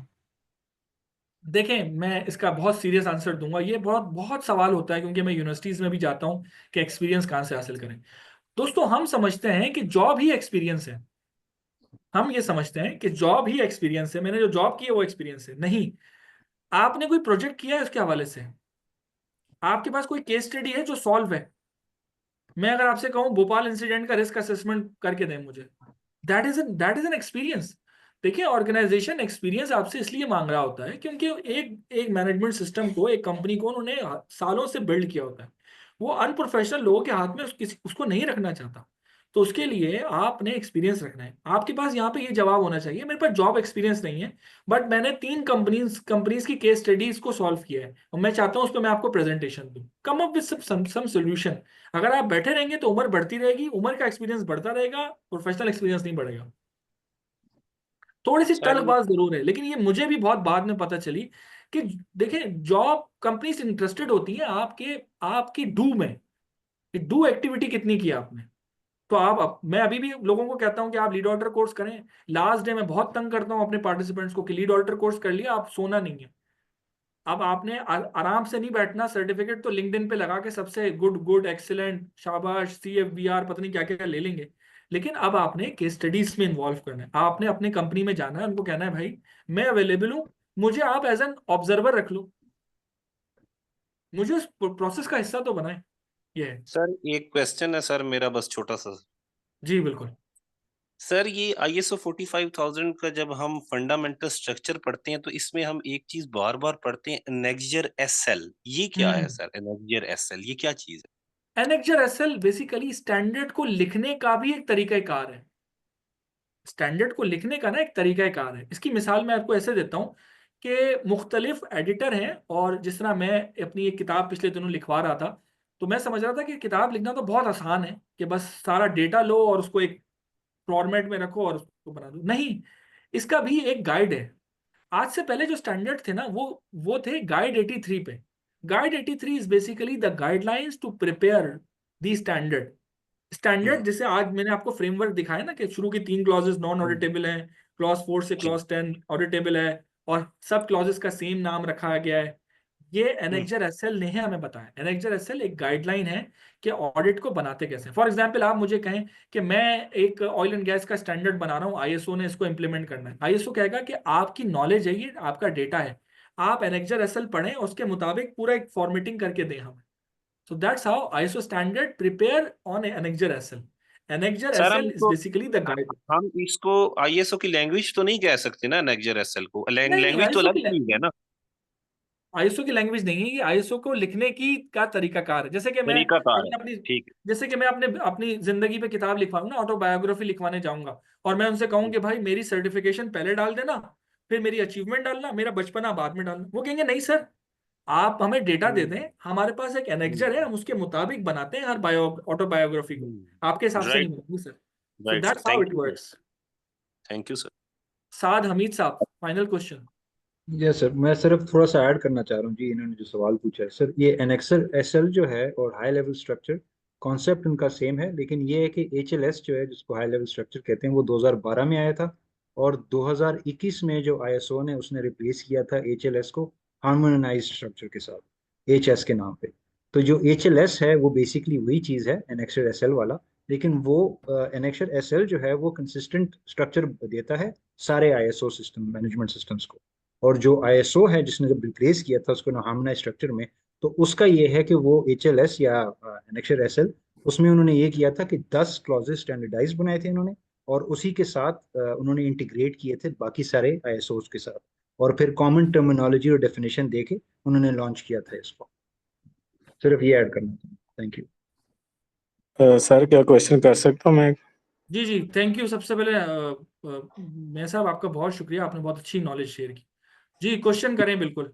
जी मुकर्रम रियाज बात कर रहा हूँ, और क्वेश्चन ये है कि क्या हम इसे नबोश आईजीसी के फौरन बाद कर सकते हैं या एक्सपीरियंस के बाद कुछ करना चाहिए? अच्छा, इसका मैं फनी आंसर दूं या मैं सीरियस आंसर दूं, ये बताएं आप। दोनों ही दे दें। नहीं, पहले कौन सा दूं ये बताएं। पहले सीरियस दे दें। लेकिन सीरियस यही है दो प्यारे दोस्तों कि लर्निंग में ना वेट नहीं करना चाहिए, इसके बाद उसके बाद ईद के बाद रमजान के बाद मुहर्रम के बाद रबीउल अव्वल के बाद तो जिंदगी के बाद हो जाता है। तो मैं तो पहले से सबसे पहले अगर देखें, मैं अगर हायरार्की आइडेंटिफाई करता हूँ ना, मैं सबसे पहले लोगों अपने प्रोफेशनल्स को कहता हूँ आईएसओ कर लें, आईएसओ 45001 करें, ठीक है, आयोश करें, ओशा करें, फिर निबोश की तरफ जाएं। ये है, डायरेक्ट भी निबोश पे जा सकते हैं। बट मैं ये क्यों कहता हूँ, क्योंकि मैं अपनी जिंदगी में भी रिस्क असेसमेंट को इंप्लीमेंट करता हूँ। मैं वो सर्टिफिकेशन पहले करता हूं जिसका नेगेटिव रिस्क कम है। तो आईएसओ 45001 एक ऐसा कोर्स है जो बेसिक से स्टार्ट हो रहा है। जब हम निबोश पढ़ाना शुरू करते हैं ना, तो हम पार्टिसिपेंट से ये एक्सपेक्ट करते हैं कि उसको सेफ्टी के हवाले से बेसिक नॉलेज अच्छी है, उससे ऊपर लेके जाते हैं उसको। What is safety, what is hazard, ये जरूर बताया जरूर जा सकता है, लेकिन निबोश में मैं ये एक्सपेक्ट करता हूँ मेरे पार्टिसिपेंट को पता हो। आईएसओ 45001 में मैं कुछ एक्सपेक्ट नहीं करता, मैं सब चीजें बच्चों की तरह समझाता हूँ, बेस लाइन बनाता हूं, क्योंकि मुझे उनको आगे जाके ऑडिटर बनाना होता है। ये इसका आंसर है। तो आप पहले 45,001 कर लें। अच्छा सर, एक असल में क्वेश्चन है। असल में पहले जी जी पूरी कर लें अपनी बात जल्दी असल से। में पहले मैं कर चुका हूँ, पेपर दे चुका हूँ, रिजल्ट नहीं आया, तो इसलिए मैं पूछ रहा था। अब तो वो कर चुका हूँ, अब 45,001 कर रहा हूँ, तो उसका ये तो इशू नहीं आएगा कि एक्सपीरियंस है नहीं है, तो पहले 45,001 कर लिया। नहीं ऐसा नहीं, सर ऐसा इसके नहीं है। अंदर देखिए हमारे मुकरम पास भाई को मैं एक स्टूडेंट्स आते एग्जांपल हैं। दूं, मुकरम भाई जी को जी एक एग्जांपल जी मैं जी सर जी। मैं एक मार्केटिंग और सेल्स का बंदा हूं जिसने बीबीए किया, और आज तक मेरा हेल्थ एंड सेफ्टी से कोई लेना देना नहीं है। बट मैंने निबोश किया, और निबोश अल्हम्दुलिल्लाह क्लियर किया, फर्स्ट अटेम्प्ट में क्लियर किया, खुद किया, सब खुद माशाल्लाह से किया। जबरदस्त। फिर 45,001 भी मैंने खुद किया और खुद से क्लियर किया, और ये रिसेंटली अल्हम्दुलिल्लाह मैंने जनवरी में या फेब के एंड में मैंने अटेम्प्ट की थी, और अल्हम्दुलिल्लाह मेरा वो भी क्लियर हो गया। तो it's all about your learning कि आप कितना अच्छा लर्न कर रहे हैं किसी चीज़ को। तो ये इस चीज़ में मैटर नहीं करता, वो सर वाली बात है कि आप जब करना चाहते हो आप बिल्कुल, करो। मैं इस बात से एग्री मैं करूँ। आपके सामने एग्जांपल मौजूद हूँ, मेरे पास कोई हेल्थ एंड सेफ्टी का एक्सपीरियंस नहीं है। हाँ, मेरे अंदर एक अर्ज है कि यार मैं इसको अब परसू करूँ अपने इस कैरियर को, और मैं इसके अंदर आऊँ, और मैं डिफरेंट लोकेशंस पे जाता हूँ, मैं खुद देखता हूँ कि यहाँ पे इम्प्लीमेंटेशन हो रही है कि नहीं हो रही है, क्या चीज़ है, ये क्या चीज़ है, ये क्या चीज़ है। That's it. इसके अलावा अभी तक मैं अप्लाई कर रहा हूँ डिफरेंट कंपनीज के अंदर कि मुझे कोई हेल्थ एंड सेफ्टी के अंदर बेसिक लेवल से ही कोई उठा ले। बट मैं साथ साथ एक चीज़ कर रहा हूँ, अपनी सर्टिफिकेशन साथ साथ कंप्लीट कर रहा हूँ, इनको छोड़ नहीं रहा। सर आपने साथ में ओशा और ये दूसरा जो है आयोश भी किया हुआ है नहीं, आयोश ओशा तो मैंने नहीं किया, आयोश ओशा मैंने नहीं किया, मैंने सर नहीं कह किया। रहे हैं कि वो भी जरूरी है साथ में। वो भी जरूरी है, वो लिटरली वो आपकी बेस बना रहा होता है। आयुष ओशा मैंने बाद में पढ़ा था, वो बेसिकली वो वही सब कुछ है जो आप अब अगर निबोश में पढ़ रहे थे। नबोश और 45,001 कर लेते हैं तो फिर तो साथ में उसकी जरूरत नहीं है ना। देखिए जरूरत तो किसी चीज की भी नहीं है, मैं आपको बताऊं, जरूरत तो फिर जॉब करने की भी नहीं है, लेकिन फिर भी हम कर रहे हैं ना। उसमें सर ये है कि अगर इन्होंने निबोश कर लिया है तो इनको आयोश करने की जरूरत नहीं है, देखिए क्योंकि मैं वो मैं अपनी बात यूके की सर्टिफिकेशन है, और आपने लेवल हाईएस्ट लेवल की सर्टिफिकेशन कर ली है, फिर बस आप मैं ओशा कर लें जो कि एक अमेरिकन सर्टिफिकेशन है, ठीक है, वो उसका मैं आपको आपको फायदा लास्ट लास्ट बात कहूंगा। मैं वो बात जो कर रहा था उसको नेगेटिव मत लीजिएगा कि जरूरत तो किसी चीज की भी नहीं है, लेकिन जरूरत लर्निंग की जरूर है। ऑर्गेनाइजेशन का जो सर्टिफिकेट्स है ना, निबोश, ओशा, आयोश, जितने भी खूबसूरत सर्टिफिकेट है, मैं हमेशा इसको कहता हूँ कि टिकट है, टिकट टू ऑर्गेनाइजेशन। जब एंटर दी आपने जमा ऑर्गेनाइजेशन करा दिया बिल्कुल। ना, असली निबोश आपका शुरू होता है जब आप सेफ्टी किट पहनते हैं ना और साइड पे खड़े होते हैं, वो दिन होता है आपका निबोश का। तो प्यारे और दोस्तों, सर जब आप हम किसी भी इंटरव्यू में बैठते हैं ना, फिर पता चलता है भी आपकी लर्निंग कितनी है, चाहे तो, आपने 50 सर्टिफिकेशन की हुई है, जब तो आपने आप इंटरव्यू क्लियर करना है तो आपने बताना है कि क्या है आप। बस ये तो बस लास्ट बात यही कहूंगा कि जो ट्रेनिंग करें इन्वॉल्व हो उसमें, वो अपने पैसे जो आप खर्च कर रहे हैं उसे आप सीखें और शॉर्टकट ना ढूंढें। अनफॉर्चुनेटली हमारे प्रोफेशनल शॉर्टकट तलाश करते हैं, करने के चक्कर में 50 सर्टिफिकेट लेके आ जाते हैं तो इंटरव्यू में, लेकिन आता वो जस्टिफाई नहीं कर पाते। तो जो ट्रेनिंग करनी है करें। एक्सपर्ट हमारे साथ फैजान साहब अरफाक साहब, वो आपको अतीक और रमान आपको साहब, बताने जस्ट के लिए शॉर्ट तैयार है। क्वेश्चन है प्लीज सर। शॉर्ट क्वेश्चन के मैं $100 चार्ज करता हूँ, लॉन्ग क्वेश्चन के no 500। No problem sir, no problem. Just sir, आप जाते हैं जब ऑडिट करने जाते हैं, जैसे कि आपने ट्रेनिंग में भी ये चीज कही है कि हमको ना प्रोटोकॉल में बिठा दिया जी जाता है, ऑफिस में बिठा दिया जाता है, तो डॉक्यूमेंटेशन में तो सारी चीजें ओके होती हैं सर, लेकिन ऑर्गेनाइजेशन के अंदर जो बंदे काम कर रहे होते हैं उनके पास सर्टिफिकेट भी होता है आईएसओ का, सारी चीजें भी होती है, लेकिन उनको बेसिक चीजें ही नहीं पता होती। तो ये क्या आपकी जिम्मेदारी में शामिल नहीं होता कि आप वेरीफाई करें कि ऑर्गेनाइजेशन के अंदर, लेट्स सपोज के क्वालिटी में अगर 27 लोग हैं, तो उनमें से कोई 2-4 बंदे बुला के चेक करें कि विजिबिलिटी क्या है, परफॉर्मेंस क्या है। डॉक्यूमेंटेशन में तो सारी चीजें ओके होती हैं सर, जस्ट। अच्छा सर, आप शायद कभी मेरे साथ ऑडिट पे नहीं गए। अगर आप ऑडिट पे जाएंगे ना तो आप मेरी शक्ल भी नहीं देखेंगे, कि बोलेंगे कौन इंसान है ये। मैं आप डरा नहीं रहा। देखिए ये हमारी अव्वलीन जिम्मेदारी है एज एन ऑडिटर। हम सर इम्प्लीमेंटेशन के मेरा वक्त सॉरी टू से, जस्ट मेरा एक्सपीरियंस हुआ है सर 2 प्रोजेक्ट्स पे ना, तो वहाँ पे मैनेजर ने ना, जो उनके जितने भी टीम थी ना, तो उनको भगा दिया जी की तरफ से। सॉरी टू से, यानी मैंने फेस किया जो चीज़, वो इसलिए क्लैरिफाई कर रहा हूँ। देखिए सिनेरियो टू सिनेरियो इम्प्लीमेंट होता है, वेरी करता है, लेकिन मैं आपको तरीकाकार बता देता हूँ ऑडिट का। ऑडिटिंग का जी तरीकाकार सर। ये है कि जब सबसे पहले हमें डॉक्यूमेंटेशन रिव्यू करते हैं, क्योंकि अगर हम डॉक्यूमेंट ओके। रिव्यू नहीं करेंगे ना तो हमें ऑडिटी जो कहेगा हमें उस पर अमल करना पड़ता है या हमें उसको सही मानना पड़ता है। सबसे पहले हम प्रोसीजर को हाथ में लेते हैं, प्रोसीजर मिल गया, राइट। अब हम कहते हैं आ जाए साइट पे इसकी इंप्लीमेंटेशन दिखाएं।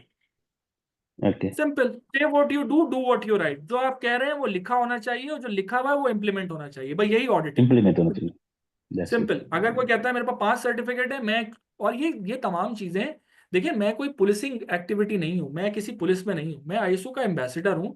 And I need to follow the standard. Standard की क्लॉजेस 7.2 क्लियर कहती है कि आपने कॉम्पिटेंस रिक्वायरमेंट करनी है, तो वो पूरी ट्रेनिंग में चीजें होती हैं। इम्प्लीमेंटेशन जरूर चेक करते हैं भाई, इसके बगैर हम नहीं छोड़ते किसी, हम के मुराद ऑडिटर नहीं पास कर सकते किसी को।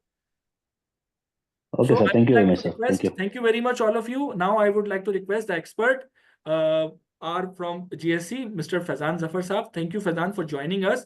And I would like to request you to please have a few words with the participant. They are keen to learn with you. आपने काफी टाइम दिया एंड रेस्ट ये कि मेरे ख्याल में आपकी कोई आज कहीं एंगेजमेंट भी थी किसी के साथ, सो आप अगर सेशन लीव करना चाहें तो प्लीज लीव कर सकते हैं, कोई ऐसा इश्यू नहीं है, ठीक है Sure, sir. sir. Over to you. Thank you. Okay okay okay fine, thank you. Thanks to all for joining this session. Basically mister Afaq से पहले जो है ना वो कुछ चीज़ें थी जो डिस्कस मैंने करनी थी, लेकिन मिस्टर अफाक का सेशन शायद ज़्यादा ज़रूरी था। रीज़न इज दिस के जब हम ये सेशन प्लान कर रहे थे ना, उस टाइम कुछ इंक्वायरीज आ रही थी कि सर ये सेशन जो है ये पेड होगा, इस सेशन का कोई सर्टिफिकेट के चार्जेस तो नहीं होंगे। मैं अपनी बात मैक्सिमम 5 मिनट में खत्म करूंगा। मैं थोड़ा सा अपना इंट्रोडक्शन भी करवा देता हूँ। My name is Mohammad Faizan Zafar. I am HST trainer and consultant and owning global consulting for safety and environment private limited. We are approved centre for CQ IRCA trainings, OTHAM, NVQ, IOSH, OSHA and other certifications as well. We don't do any third party certifications. So one thing, series of sessions जो है वो next भी आप समझें कि ये चलती रहेगी, ठीक है, और विदाउट एनी कॉस्ट चलेगी। बहुत क्वेश्चन था सर्टिफिकेशन कॉस्ट ज्यादा है, जो लोग सर्टिफिकेशन अटेंड नहीं कर सकते वो लोग ये हमारे अवेयरनेस सेशंस जो फ्री सेशंस हैं उनको लाजमी ज्वाइन करें। मार्केट में गुड प्रैक्टिसेस बहुत कम है, लेकिन ये गुड प्रैक्टिसेस आपको जीएससी के प्लेटफॉर्म से देखने में इन फ्यूचर भी मिलेंगे। होपफुली एवरी मंथ 2 सेशंस जो हैं अवेयरनेस सेशंस, जिस तरह से फाक साहब कह रहे थे कि ऑडिटिंग के ऊपर पूरा एक सेशन होगा, तो हम ऑडिटिंग नेक्स्ट सेशन जो है वो हम पूरा एक ऑडिटिंग के ऊपर करेंगे। और आज कम टाइम था मिस्टर अफाक के पास, लेकिन होपफुली नेक्स्ट सेशन जो होगा वो अराउंड 2 to 3 आवर्स का होगा और वो टोटली ऑन ऑडिटिंग होगा। सो वो भी फ्री ऑफ कॉस्ट होगा। इस तरह हर मंथ 2 सेशंस लाजमी होंगे। पेड सेशंस भी चल रहे होते हैं। तो प्रॉपरली 9 to 10 डेज की ट्रेनिंग करना चाहते हैं वो 9 to 10 डेज की ट्रेनिंग अटेंड करें। लेकिन जो लोग सिर्फ और सिर्फ चाहते हैं कि अभी हमारा प्लान नहीं है, नेक्स्ट हमारा प्लान है, हम पहले जस्ट इंट्रोडक्शन जो है वो चीज़ें देखेंगे, पहले समझेंगे हमने ये काम करना, सर्टिफिकेशन करनी, तो आपके पास एक जो है वो एक रोड मैप आ जाएगा, आपकी पिक्चर क्लियर हो जाएगी फील्ड के लिए हूँ भी या नहीं। ठीक है, तो आपका टाइम नहीं लूंगा, काफी टाइम हो गया। ठीक है, वन थिंग दैट इस तरह की लेक्चर सीरीज जो है वो इंशाल्लाह इन फ्यूचर भी चलेगी। और मैं खुद एचएससी से रिलेटेड सीरीज हैं, I am approve trainer, NVQ assessor, OTHM approve trainer, IOSH approve trainer, OSHA approve trainer. आप ये कह सकते हैं कि from everybody approve trainer as well. तो और ट्रेनिंग्स को मैं लेके चलूंगा और अफाक साहब जो हैं और मिस्टर नुमान हमारे ट्रेनर हैं वो लीड लेके चलेंगे। फैजान साहब सीक्यूएम की कोई चांसेस भी हैं? काइंडली अपना माइक जो है ना वो म्यूट करें, जो भी बात कर रहे हैं आपस में। किसी का कोई क्वेश्चन है वो मुझसे क्वेश्चन कर सकते हैं प्लीज। फैजान साहब अस्सलाम वालेकुम। जी जी वालेकुम सलाम। सर सीक्यूएम की भी कोई ट्रेनिंग है आपके पास या इससे रिलेटेड कोई कोर्स आपका है? जी फैजान साहब आप सुन रहे हैं मुझे? जी मैं सुन रहा हूँ। सीक्यूएम आपकी voice PMP, sorry sir, voice clear नहीं है, अमजद अपना बंद करें। सर्टिफाइड मैनेजर क्वालिटी का एक कोर्स होता है, वो भी आप कंडक्ट करवाते हैं?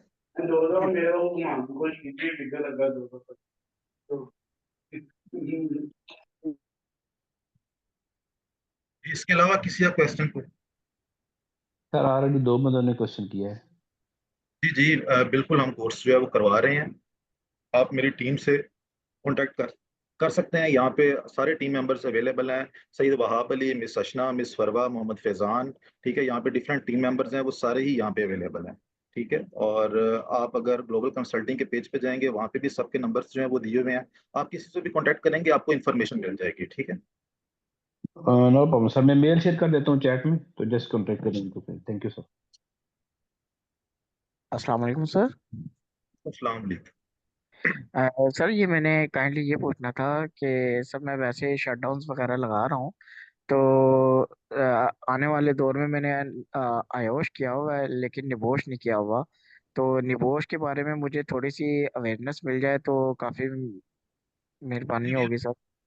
बिल्कुल ठीक है, आपको गाइडेंस जो है वो प्रोवाइड कर दी जाएगी। ठीक है, आप यस सर। पेज के वहाँ पे जो भी व्हाट्सएप का आइकन बना हुआ है, ठीक है, आप उसको क्लिक करेंगे यस तो आपको जो है वो मिल जाएगी। रेस्ट कोई क्वेश्चन? अस्सलाम वालेकुम सर। सीरीज से रिलेटेड थोड़ा सा अपनी रिकमेंडेशंस दें। ठीक है, अपनी जी अस्सलाम रिकमेंडेशंस वालेकुम सर। ऑडिटिंग से रिलेटेड सर करनी है सर लेकिन मैंने ये अभी अभी ये ज्वाइन किया है, तो मुझे मालूम नहीं था क्योंकि मेरे कमर में थोड़ा सा बल पड़ा हुआ था। मैं अभी रिसेंटली सऊदीया से आया हूँ, तो जिसकी वजह से पहले मेरा पाँव निकल गया था, मेरी पाँव की उंगली टूट गई थी, जिसकी वजह से वो है। तो अब कमर का वो मसला बन गया था, इसलिए ज्यादा देर मैं बैठ नहीं सकता था।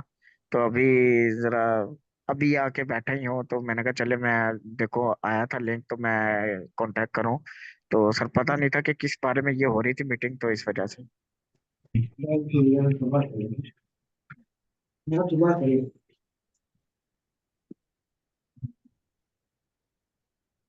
जी कोई और क्वेश्चन? जी सर आई विल आप रिकमेंड अभी आर्टिफिशियल जैसे इंटेलिजेंस मैनेजमेंट सिस्टम में करवा रहे हैं आईएसओ आर्टिफिशियल इंटेलिजेंस? ये बिल्कुल आप अपने टीम मेंबर से कांटेक्ट करें। ठीक है, बिल्कुल करवा रहे हैं। ISO मैनेजमेंट सिस्टम सारी। अस्सलाम वालेकुम। जी वालेकुम अस्सलाम। सर मेरा थोड़ा थ्रोट का इशू है, इस वजह से आवाज़ सही नहीं, और ये सेशन थोड़ा मुझसे मिस हो गया, तो उसकी रिकॉर्डिंग बाद में शेयर कर देंगे। पे अवेलेबल होगी जी सॉरी सर, कहाँ पे होगी? यूट्यूब के ऊपर ये अपलोड हो जाएगी, ठीक है, और आप जी सब सर, वहां से ले सकते हैं। ठीक है सर, ठीक, thank thank you you. Sir. जान साहब एक सवाल था। जी वसीम सर। इसकी पावर पॉइंट प्रेजेंटेशन मिल जाएगी फॉर रिव्यू के लिए? जी जी वो भी शेयर कर दी जाएगी, वो भी शेयर कर दी जाएगी। इस सारे सेशन के नोट्स जो हैं वो शेयर कर दिए जाएंगे, ठीक है। ठीक है सर। जी जी basically we are breaking the trend के हर चीज कैंडिडेट्स को सेल ना की जाए। कुछ चीजें कैंडिडेट्स को आप कह लें कि कम्प्लीमेंट्री भी दी जाएं। तकरीबन कोई पिछले 1-1.5 साल में आफ्टर कोविड इफेक्ट्स ये हैं कि कुछ भी कैंडिडेट्स के लिए जो है ना वो ऐसा नहीं है, लाइक अवेयरनेस सेशंस, लाइक कोई फ्री सर्टिफिकेशन, कोई इस तरह की चीजें, ठीक है। तो ये एक ट्रेंड है, let's hope for the best के जी हम सर मैं ये पूछना चाह रहा था कि ये जो आईएसओ के लीड आईएसओ के 45001 के कोर्सेज होते हैं, इनकी वैलिडिटी 1 ईयर होती है, 2 ईयर होती है? इसकी वैलिडेशन जो है वो अराउंड आप कह सकते हैं 5 इयर्स के लिए जो है वो। अस्सलाम वालेकुम फिजान इसका साहब। रिव्यू का क्या प्रोसेस है प्लीज सर?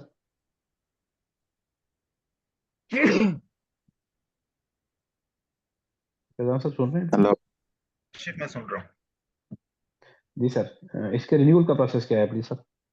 जी। आईएसओ सर्टिफिकेशन 5 ईयर के लिए है ना, तो इसका रिन्यूअल का प्रोसेस क्या है? आपने किस इंस्टीट्यूट से की है? आपने इंस्टीट्यूट से की है किसी? नहीं, यहाँ से ही किया था। बेसिकली इसके बाद 1 डे ट्रेनिंग सेशन होता है, ठीक है। जिस इंस्टीट्यूट से आपने किया आप चेक करें, वो 1 डे ट्रेनिंग सेशन जो है वो फ्री ऑफ कॉस्ट होता है। वैसे अगर वो चार्ज भी करें तो काइंडली पे कर दीजिए, कोई मसला। That's great sir, thank you, appreciate sir, thank you very much sir. 1 day session होता है जी। फिजान सर,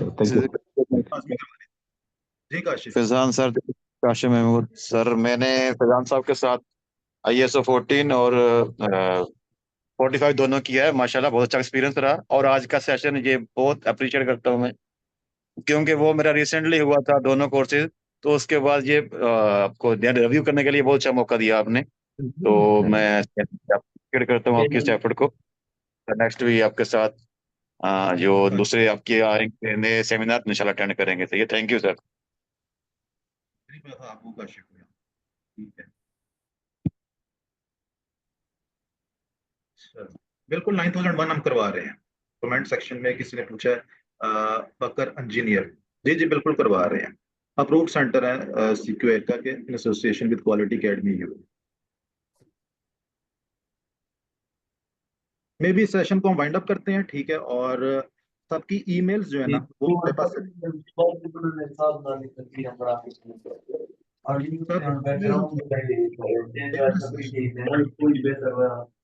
सबको जो है वो किसी ने अपनी ईमेल जो है वो नहीं नोट करवा सके, नहीं किसी ने आपको लिंक शेयर किया है सिर्फ ज्वाइन करने के लिए, तो काइंडली अपनी ईमेल जो है वो हमारी टीम को नोट करवा दीजिएगा, ठीक है। और आपको सर्टिफिकेट जो है वो इसका अवेयरनेस सेशन का GSC की तरफ से वो आपको रिसीव हो जाएगा।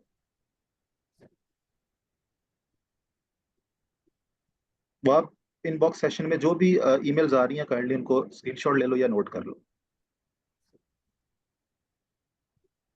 अच्छा सर, ये इसका यूट्यूब चैनल का लिंक शेयर कर दीजिएगा ग्रुप नहीं में। बिल्कुल कर दिया जाएगा, बिल्कुल कर दिया जाएगा। Thank you. फेसबुक पेज के ऊपर जो है वो आप यूट्यूब चैनल का लिंक शेयर कर देंगे, ठीक है, बायो में ऐड कर दें।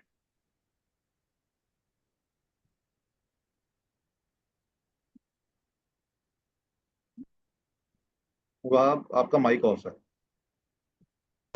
जिस जिस नंबर से आपको मैंने व्हाट्सएप की है, आपको इनविटेशन शेयर की है, उसी नंबर पे काइंडली आप सब अपनी ईमेल शेयर कर दें। आपको वहीं से कंफर्मेशन मैं दे देता हूँ, ठीक है सबको। और कोई इंक्वायरी भी तो वहाँ पूछ सकते हैं। इनबॉक्स से भी आप स्क्रीनशॉट ले लो वहाँ। Sure sir. अगर कोई मिस हो गया तो काइंडली उनको सर्टिफिकेट जाना चाहिए। ओके। जिसका कोई क्वेश्चन है वो सेशन में स्टे कर ले, अगर कोई लीव करना चाहता है तो लीव कर सकता है। क्वेश्चन करना चाहते हैं तो आई एम अवेलेबल। रेस्ट इंशाल्लाह ताला एनबीक्यू, ऑथम, आयोश, ओशा, आयमा, इससे रिलेटेड जो है वो सीरीज हम स्टार्ट करेंगे, खासतौर पे इन्वायरमेंट एंड सस्टेनेबिलिटी से रिलेटेड, क्योंकि उसकी सर्टिफिकेशंस जो है वो मार्केट में कम है, और अगर मार्केट में है तो उनकी ट्रेनिंग्स नहीं है। तो इंशाल्लाह ताला उसकी एक प्रॉपर सीरीज जो है ना इन्वायरमेंट और सस्टेनेबिलिटी के ऊपर, वो हम स्टार्ट करेंगे जल्दी। मैं राशिद को मैसेज कर दूं, 1 मिनट।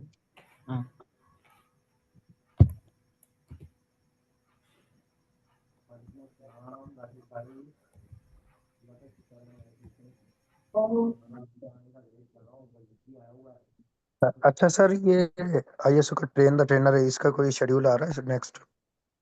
इसका ट्रेन द ट्रेनर आयुष। बिल्कुल टीम मेंबर से कांटेक्ट कर, ठीक है। सर एक दफा आयोश और निबोश दोनों की ट्रेनिंग हो जाए तो इसके बारे में है ना सर, काफी अरसा हो गया मुझे किए हुए, आयोश भी। तो वैसे मैं करता रहा हूँ, अभी रिसेंटली आया था सऊदीया से तो कुछ कुछ मालूम है। तो अगर इसमें भी थोड़ी अवेयरनेस मिल जाए तो काफी बेहतरी हो जाएगी सर, हेल्पफुल हो जाएगा सर मुझे। ये हमारा सिर्फ आप ये कह लो कि सेशंस का फ्री ऑफ कॉस्ट सेशंस का एक स्टार्ट है, ठीक है, अवेयरनेस सेशंस का, तो हर कोर्स से रिलेटेड इंशाल्लाह ताला हो, डोंट वरी। ठीक है सर, मैं यही चाहता हूँ अस्सलाम कि जी वालेकुम सलाम।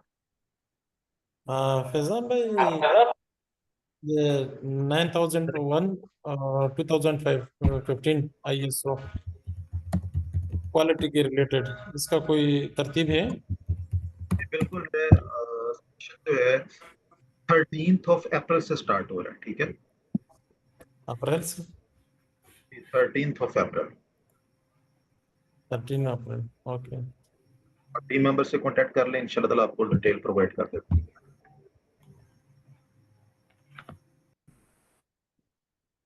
वहाँ ग्लोबल कंसल्टिंग का लिंक सबको शेयर किया पेज का?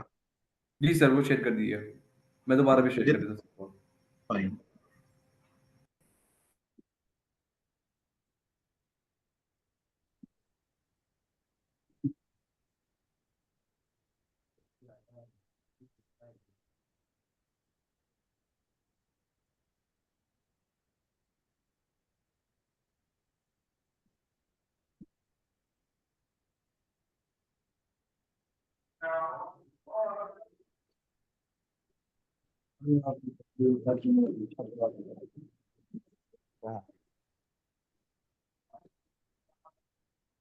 बोर्ड के बारे में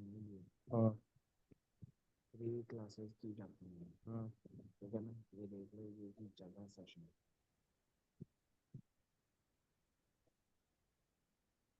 अगर तेरा कोई क्वेश्चन है तो कर सकते हैं। आप सबकी नोट करनी है, ठीक है, जितनी भी इनबॉक्स में मेल्स आ रही हैं सब नोट करनी है।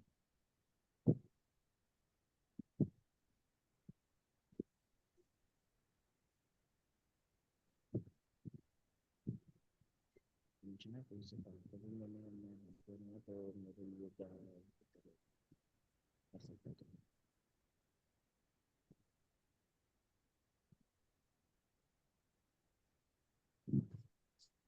अस्सलाम वालेकुम। जी वालेकुम सलाम वहीद। सर मैं रेस्क्यू 1122 में होता हूँ, मुल्तान पाकिस्तान में, और मैं सेफ्टी का कोर्स करना चाहता हूँ निबोश का। तो मेरे लिए कौन सा सेफ्टी का कोर्स है वो जो बेस्ट रहेगा, जो मुझे आगे जाके सही जोन सा ना। ये बेसिक आयुष से स्टार्ट करो। आयुष, आयुष करो, ठीक है। ठीक और उसके बाद जो है वो फिर अपनी गोश की तरफ जाओ, ठीक है। ठीक ठीक। पेज पे जाओ, वहाँ पे जो व्हाट्सएप नंबर अवेलेबल है ना, ठीक है, उसको क्लिक करो, देन मैं आपको सारी डिटेल्स जो है वो गाइडेंस सारी शेयर कर दूंगा आपके साथ, ठीक है, कि क्या रोड मैप आपका होना चाहिए सेफ्टी की फील्ड को प्रॉपर लेके, ठीक है। ठीक। हैजर्डली ऐसा नहीं करना कि जो कोर्स आपको नंबर 3 पे करना चाहिए आप नंबर 1 पे कर लो, नंबर 1 वाला कोर्स नंबर 3 पे कर लो। नहीं, फिर बेस को लेके चलो प्रॉपर, अगर इस फील्ड के अंदर नहीं हो। ठीक ठीक। मैं वैसे फायर फाइटर हूँ, सेफ्टी से ही बिलोंग करता हूँ, और ओके, माशाल्लाह से 18 साल हो गए मुझे जॉब करते हुए। Very good, very good.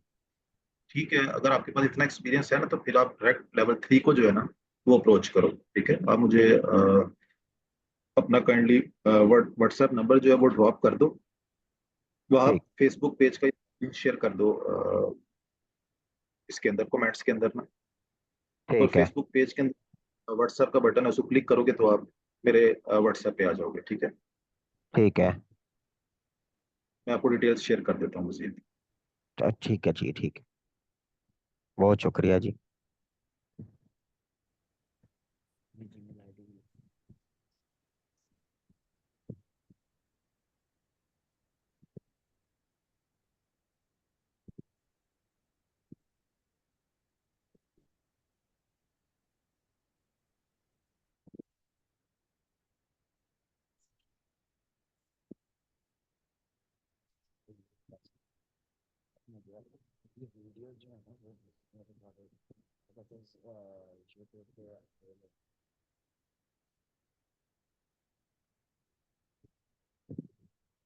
अगर कोई पर्सन जो है वो अपनी ईमेल सेंड करना जो है वो भूल गया, ठीक है, तो इनबॉक्स के अंदर जो है अपनी ईमेल काइंडली टाइप कर दे, उसको भी सर्टिफिकेट उसकी ईमेल पे नेक्स्ट वीक में रिसीव हो जाएगा।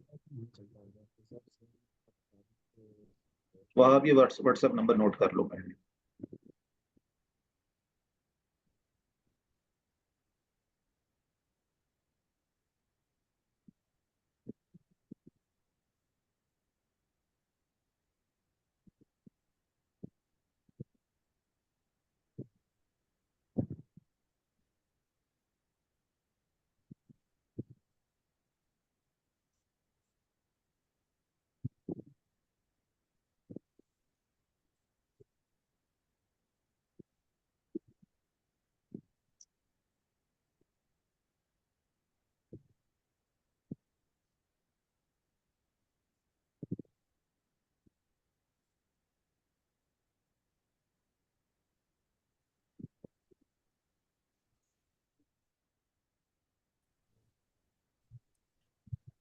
जी फिजान सर, ये हमने तो ऑलरेडी वो फॉर्म भी सबमिट कर दिया था ना, जो पार्टिसिपेंट फॉर्म ओके, था।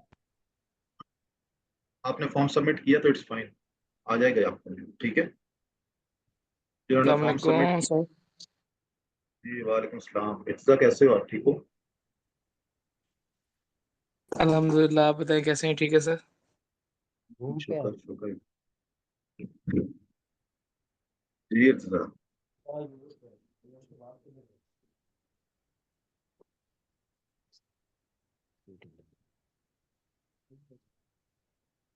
अल्हम्दुलिल्लाह, अच्छा था, बेहतरीन था वेबिनार, अवेयरनेस सेमिनार। तो इसको मजीद होने चाहिए और भी डिफरेंट टॉपिक्स के ऊपर भी।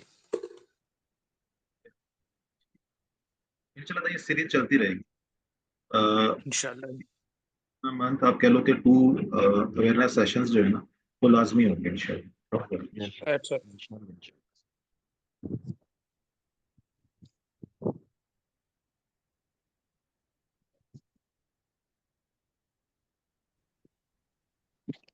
सर आजकल ये निबोश के सेम नेम जो सर्टिफिकेट दिए जाते हैं सर, इसका फायदा है या बस ऐसे ही है सर?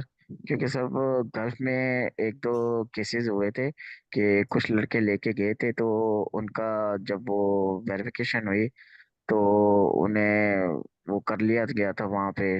अगर वो किसी सीट पे गए हैं तो उन्हें उस सीट से हटा दिया गया था, फिर दूसरी सीट पे रख लिया गया था। तो सर इसका कोई है? ये कि वाई शॉर्टकट्स, शॉर्टकट क्यों लेने हैं? जी सर। आप इसके हलाल कमाने जा रहे हैं, ठीक है, और आप चाह रहे हैं कि शॉर्टकट से होगा, ऐसे नहीं होगा। प्रॉपर सर्टिफिकेशन करो जो भी करनी है लेवल 3 की, ठीक है, एंड देन आपने जो है वो जाना। बिल्कुल, आप जो जिस केस की बात कर रहे हो वो बिल्कुल राइट है। तो सारे सेफ्टी ऑफिसर्स जो है उन्होंने WPR जो है परफॉर्मेंस रिसीवर्स वो सारे वापस भेजे हैं। जी सर।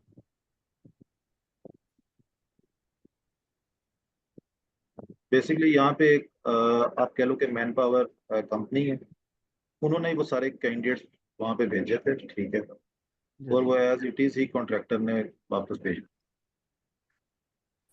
जी सर ऐसा ही है, यहाँ पे भी कुछ भी न्यू में भी ऐसे केसेस हुए हैं, उन्होंने भी उनको यहाँ से भी रिमूव किए और पाकिस्तान उनको भेजे। बैन ही कर देते, वापस वो नहीं जा सकते। वैसे ही है, डिपोर्ट कर दें डायरेक्ट।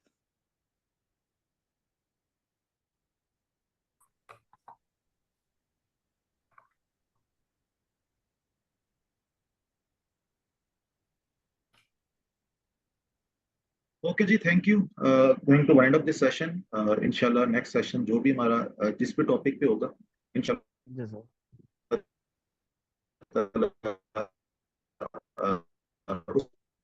उस पे जो है ना वो हमें नेक्स्ट सेशन भी आपने इसमें इतने ही जो है ना वो मोटिवेशन के साथ अटेंड करना है।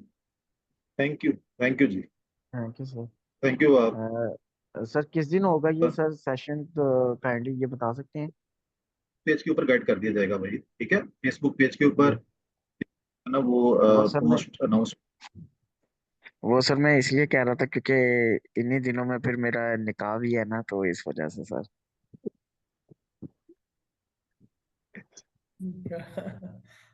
सर इस वजह से सर वो अटेंड नहीं कर सकता, क्योंकि आज भी मैंने ये एंड पे है ना वो अटेंड किया है। तो सर वो सारी जो भी बातें हुई हैं सर वो मुझे मालूम नहीं था, तो इस वजह से। ठीक है जी, आपके निकाह के बाद हम सेशन। Thank you sir. ठीक है भाई, थैंक यू जी, thank you thank you. Sir. अस्सलाम वालेकुम।